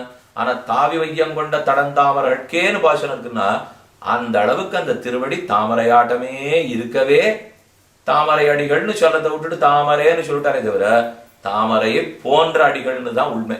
ஏன்னா தாமரை லோகத்தை தாவி அளந்ததா சரித்திரமே இல்லையே. பிரத்யக்ஷத்தை பார்த்தா விரோதிச்சிடுமோ இல்லையோ. ஆகவே குணமுடைய உண்மை. அப்ப குணமே பிரம்மம்னு சொல்றது என்ன? ஏன்னா அந்த குணம் அவ்வளவு நிறைந்திருக்கிறபடியால் குணமே பிரம்மம்னு சொல்லுகிறது. பாழ்வார கிருஷ்ண திருஷ்ணா தத்துவங்கிறோம். கிருஷ்ண திருஷ்ணா அப்படின்னா கண்ணன் பக்தி, கண்ணன் காதல். கிருஷ்ண திருஷ்ணா தத்துவம், கண்ணனிடத்துல காதலே உருவானவர் அர்த்தம். அப்ப கண்ணன் காதல் உருவானவர், கண்ணனிடத்துல காதல் உடையவர் ஆழ்வாரா, கண்ணனிடத்துல காதலே ஆழ்வாரா? சில பேர் பார்த்து, சாமி நான் பைத்தியமாட்டம் நடந்துட்டோமே அப்படின்னு கேட்டா, மாட்டம்லாம் இல்லை, அதுவே தான் அப்படிங்கிற மாதிரி. அதே போல இப்போ பகவான் எப்படிப்பட்டவர்னா அன்பே உருவானவரா, அன்பாட்டம் அன்பே. ஆழ்வார் எப்படி கிருஷ்ண திருஷ்ணா தத்துவம்னா கிருஷ்ண திருஷ்ணம் உடையவர், கிருஷ்ண திருஷ்ணாவே. ஏன் அப்படி சொல்றோம்னா அதுக்குன்னு ஆள் வேறேன்றது யாரும் மறுக்கல. இப்போ ஆழ்வார் வேறதான், கிருஷ்ண திருஷ்ணா வேறதான், பகவான் வேறதான், தயா வேறதான். ஆனா தயாசாகர கருணாசாகரன்னு சொல்றோம்னா அந்த அளவுக்கு அதால் நிரம்பியவர்ங்கிற பொருள். தூரே குணாக தவது சத்வரஜஸ்தமாம்சி தேனத்ரை பிரதயதி தவ நிர்குணத்துவம். அப்போ உமக்கு நிர்குணம்னு சொல்லணும்னால் குணமில்லேன்னு எதுக்காக சொல்றோம்? சத்வரஜஸ்தமங்களாகிற முக்குணங்கள் இல்லை, ராகத்வேஷங்களாகிற அபகுணங்கள் இல்லை, எந்த துர்குணங்களும் இல்லை. இதெல்லாம் சொல்றதுக்காகத்தான் குணமில்லே குணமில்லைன்னு சொல்றார்கள். அப்ப குணம் உண்டுனால் எல்லா குணங்களும் உண்டு. நல்ல குணங்கள் அனைத்தும் உண்டு, தீய குணங்கள் அனைத்தும் கிடையாது. அந்த நல்ல குணங்கள் உண்டு தேடிண்டு போயிருக்கான்னா அந்த ஒரு குணத்தை தேடின்னு போன சாஸ்திரம் எவ்வளவு பாருங்க. இப்ப கீழே சொன்னனே, ஒரு ஒரு மாப்பிள்ளை படையை பத்தி விசாரிச்சுன்னு சொன்னா ஓஹோன்னு விசாரம் மட்டும் ஆடே இல்லைன்னு. அதை போல தைத்திரி உபனிஷத்து ஆனந்தவல்லி பிரம்மத்தின் ஆனந்தம் எவ்வளவு என்று விசாரிக்க புறப்பட்டு ஆனந்தோ பிரம்மே திவ்யஜானாத் என்ன இந்த லோகத்துல இருக்கிற மனுஷானந்தத்திலேருந்து அளக்க ஆரம்பிச்சது. பிரம்மத்தின் ஆனந்தம் எவ்வளவுன்னு அளக்கணுமா, அது ரொம்ப தூரத்துல இருக்கு. அதனால சட்டுன்னு அவ்வளவு தூரம் ஊதிச்சாலால தொட முடியல. அப்ப தேயேசத்தை மனுஷானந்தத்தை பிடிச்சுக்கோ. அதுல இருந்து 100 மடங்கு பெருத்தது தேவர்கள் ஆனந்தம், அதை விட 100 மடங்கு இந்திரன் ஆனந்தம், அதை விட 100 மடங்கு பிரகஸ்பதி ஆனந்தம், அதை விட 100 மடங்கு பிரஜாபதி ஆனந்தம், அதை விட 100 மடங்கு சத்தியலோகத்தில் இருக்கும் நான்முகனிவ ஆனந்தம், அதை விட 100 மடங்கு பிரம்மத்தின் ஆனந்தமோ என்று உபர்யுபரி அப்ஜபுவோவி பூருஷான் பிரகல்பிய 100 100 100 தேயே சதம் தேயே சதம் தேயே சதம் என்று 100 வசத்தின் போயிச்சு பிரம்மாவுடைய சத்தியலோகத்தில் போய் இங்கிருந்து பிரம்மம் அவர் ஆனந்தம் எவ்வளவு தூரத்துன்னு கையை நீட்டி பார்த்துட்டு யதோ வாச்சோ நிவர்த்தந்தே அப்பிராப்பிய மனசாசா, என் மனத்துக்கும் வாக்குக்கும் எட்டலே, அதனால நான் திரும்புறேன் திரும்புறேன் திரும்புறேன் என்று சாஸ்திரம் திரும்பி வந்துடுச்சு. அப்ப பிரம்மத்தின் ஆனந்தம் அவ்வளவுன்னு அர்த்தம். இப்ப இதுக்கு நான் இப்ப வாதம் பண்ணி காட்டுறேன், எப்படி இருப்பாருங்க. எப்ப 100 மடங்கு மனுஷானந்தத்தை விட தேவானந்தம், தேவானந்தத்தை விட இந்திரானந்தம், இந்திரானந்தத்தை விட ஆனந்தம், ஆனந்தம் ஆனந்தம், பிரம்மத்தின் நான்முகனின் ஆனந்தம் என்று போய்விட்டு தாண்டி பார்த்து அதை விட 100 மடங்கு படுத்தது பிரம்மத்தின் ஆனந்தமோ ரொம்ப தூரத்தில் இருக்கு, நான் இன்னும் கிட்டக்கே வரல என்று சொல்லிட்டு திரும்பி வந்தால், ஆகவே அது என் மாக்குக்கும் மனத்துக்கும் எட்டாதுன்னு கூறினபடியால் அப்படியும் இல்லை என்று சொல்லலாமா? என்று சொன்னால் அதுக்கு எதுக்கு இத்தனை? இங்கிருந்து இத்தனை தூரத்தை ஏற்றின்னு போயிட்டு அதுக்கப்புறம் இல்லைன்னு ஆரம்பிச்சு சொல்லுவானு இப்போ. அப்ப எப்ப நிஷேதம் பண்றதோ, உன்னை பிரசக்தி உன்னை பத்தி பேசியாச்சு, அந்த பேசின பிற்பாடு அதை நிஷேதிக்கிறதுன்னு சொன்னால் இப்பதான் நம்ம ஸ்தாபிச்சதையே நிஷேதிக்க கூடாது, அதுக்கு முரண்படாத மற்றொன்றைத்தான் நிஷேதிக்க வேண்டும். அதான சட்டம். அதே போல ஆனந்தமே இல்லைன்னு சொல்ல வரல. இது ஆனந்தம் உண்டு, பின்ன இல்லைன்னு சொல்லித்தேன்னா சத்தியம் ஞானம் அனந்தம் பிரம்மான்னு சொல்லியிருக்க, அதனால ஆனந்தம் உண்டு. அப்ப இல்லைன்னு எது இப்போ நாம லோகத்து மனுஷர்களுடைய ஆனந்தம்ங்கிறமே, அது இல்லைன்னு சொல்ல வந்தேன். லோக மனுஷர் தேவர்களுடைய ஆனந்தம்னு சொன்னேனே, அது இல்லைன்னு சொன்னேன். இனி இப்படி வச்சுங்களேன், நமக்கு ஆனந்தம் உண்டு, சந்தோஷத்தோட துக்கம் கலந்து கலந்து வருது இல்லையோ, அப்ப துன்பம் கலந்த ஆனந்தம் நமது. இப்ப உனக்கு என்ன சுவாமி சொல்லு, ஆனந்தம் உண்டு, பிரம்மத்துக்கு ஆனந்தம் கிடையாதுன்னு நான் இது எப்படி சொல்றது? இப்போ எனக்கு ஆனந்தம் உண்டு, பிரம்மத்துக்கு ஆனந்தம் கிடையாதுன்னா, எனக்கா துக்கம் கலந்த சுகம் உண்டு, பிரம்மத்துக்கா அப்படிப்பட்ட சுகம் கிடையாது. அதே வார்த்தை வந்து சொல்லி பிரம்மத்துக்கு சுகம் கிடையாதுன்னு வந்தது. ஆனா குறுக்க நான் சேர்க்கணும், இப்போ எனக்கு இன்பம் துன்பம் கலந்த இன்பம், பிரம்மத்துக்கு அது இல்லைன்னு. அது இல்லைங்கிறத மட்டும் மனசுல வாங்க கூடாது. அது இல்லைன்னு என்ன அர்த்தம்? அப்ப துன்பமே கலவாத இன்பம்னு அர்த்தம். அதுதான் அதுக்கு நமக்கு பொருள் கிடைக்குமே தவிர, சுவாமி நீ இப்படி எல்லாம் பொடி வச்சு பேசினா எப்படி தெரிஞ்சுக்க முடியும்னா, அடிய பேசுறது சாஸ்திரம் பேசிட்டு இருக்கு, அதுக்கு அப்படித்தான் பேச தெரியும். அது இருக்கிறது ஏதோ ஒரு நிலையில், நாம கீழ் நிலையில இருக்கோம். இப்போ அப்ப அதன் பாஷை என்னங்கிறத அதை வாசித்தவர்களுக்கு தானே தெரியும். அப்ப பிரம்மத்தினுடைய ஆனந்தத்தை தேடி அவளுக்கு தொடர்ந்து போயிருக்குனால், அத்தனை தாண்டி போய் தொட்டு கிடைக்கலன்னு சொன்னால் இன்னும் மேலே இன்னும் மேலே. இப்ப அது எவ்வளவுன்னு சொல்றது ராமானுஜருக்கு தேவையில்லை. இப்போ அவர் இப்ப எதை சொல்ல வந்தார்னா, எப்ப இத்தனை தாண்டி மெனக்கட்டிருக்கோ சாஸ்திரம், அப்ப இருக்கிறதான் சொல்ல வந்ததே தவிர இல்லைன்னு நிஷேதிப்பதற்கு வரவில்லைன்னு புரிந்து கொள்ளணும். வேத வாக்கியங்களே எத்தனையோ இருக்கோ இல்லையோ, சக்கியாது சொன்ன சங்கியாதும் நைவ சக்கியந்தே குணாஹா தோஷாச்ச சான்யணா, அது மட்டும் இல்லை, பராஸ்ய சக்தி விவிதைவ ஸ்ரூயத்தே ஸ்வாபாவிகி ஞானபல கிரியாச்ச, அந்த பிரம்மத்தினுடைய சக்தி சொல்லணாது, ஸ்வாபாவிகி ஞான பல கிரியாச்ச, அவனுடைய ஞானத்தை எவ்வளவுன்னு சொல்லுவேன், பலத்தை எத்தனைன்னு சொல்லுவேன், என்னாலும் சொல்லி முடிக்க முடியாது. அதே போல ராமாயணம் சொல்றது எத்தனை குணங்கள், பகவோ நிருப கல்யாண குணாஹா புத்திரஸ்ய சந்தித்தே, உன் மகனுக்கு எத்தனை குணங்கள். பௌர ஜனங்கள் ஊர் மக்கள் அத்தனை பேரும் தசரதனிடத்துல ராமனை கொண்டாடுறார். இப்ப தேவரிஷி நாரதர் உண்மையே பேசுறவர், அவர் சொல்றார் இதோ குணங்கள் ராமனுடையது, நான் எத்தனைன்னு சொல்லி முடிச்சிட போறேன். கோன்பஸ்மின் சாம்பிரதம்லோகே குணவான் என்னதான் வால்மீகி தொடங்குகிறார். ஆக பல சாஸ்திர வாக்கியத்தை பார்த்தால் சத்தியகாமஹா சத்திய சங்கல்பா, சத்தியமான காமம் குணமுடையவர், காமியந்தை இது காமாக, உண்மையான குணங்களை உடையவர், விரும்பத்தக்க குணங்களை உடையவர் என்ன சாஸ்திரம் சொல்லியிருக்கே. அப்ப பல வாக்கியங்கள் வேத வாக்கியங்களை பார்த்தாலும், மகாபாரதம் அதாவது இதிகாசமான பாரதம் ராமாயணம் பார்த்தாலும் எல்லா இடத்திலுமே குணானாம் ஆகரோ மகான், குணங்களுக்கு இருப்பிடம் பெரும் குணக்கடல் போன்றவன் பெருமான் என்னுதான் கூறியிருக்கிறபடியால் சகுணமே பிரம்மம். அதில் அவர பிரம்மம் பரபிரம்மம் என்பதில்லை, ஒரே பிரம்மோபாசனம் தான். பிரம்மோபாசனம் என்னாலே சகுண பிரம்மோபாசனம் தான். அந்த குணங்களை உபாசித்து பிரம்மத்தை நாம் அடைகிறோம் என்பதுதான் சாஸ்திரம்.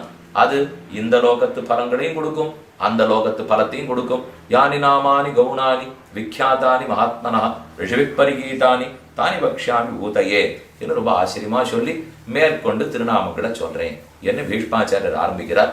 அதுல இருந்து இப்ப நாம தெரிஞ்சுக்க வேண்டியது பிரம்மம் சகுணம். அந்த குணங்கள் எண்ணிறந்தவை, குணங்கள் அதிசயமானவை, குணங்கள் ஒன்றொன்றும் எல்லையற்றவை. இப்படிப்பட்ட குணங்களை பற்றித்தான் ஆழ்வார்கள் பாடியுள்ளார்கள். யாது பாடினார்கள், எப்பப்படி குணங்களை நாம பிரிச்சு பார்க்கலாம், அதை எப்பப்படி யார் அனுபவிச்சிருக்காங்கிறத நாளைக்கு உபன்யாசத்துல சொல்றேன். தற்போதைக்கு குணமுடைய பெருமானுடைய திருவடிகளுக்கு பல்லாண்டு பாடி குணம் வாழி பல்லாண்டு பல்லாண்டுன்னு பாடும்போதே அன்னி உலகமளந்தாய் அடிபோற்றி, சென்னங்கு தென்னலங்க செத்தாய் திரள் போற்றி, பொன்ன சகடமுதைத்தாய் புகழ் போற்றி, கண்ணு குளிலா விரிந்தாய் கடல் போற்றி.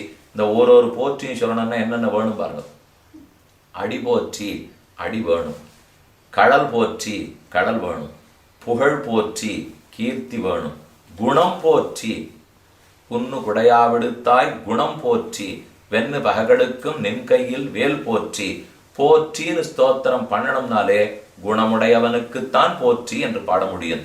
அந்த குணசாலியான பிரம்மத்தின் ஸ்ரீ மகாலட்சுமியோட எப்போதும் கூடியிருக்கும் சிவன் நாராயணன் திவ்ய தம்பதிகள், அவர்களுடைய அருள் இந்த இல்லத்தாருக்கு நீங்காத செல்வமாக நிறைந்திருக்கட்டும்.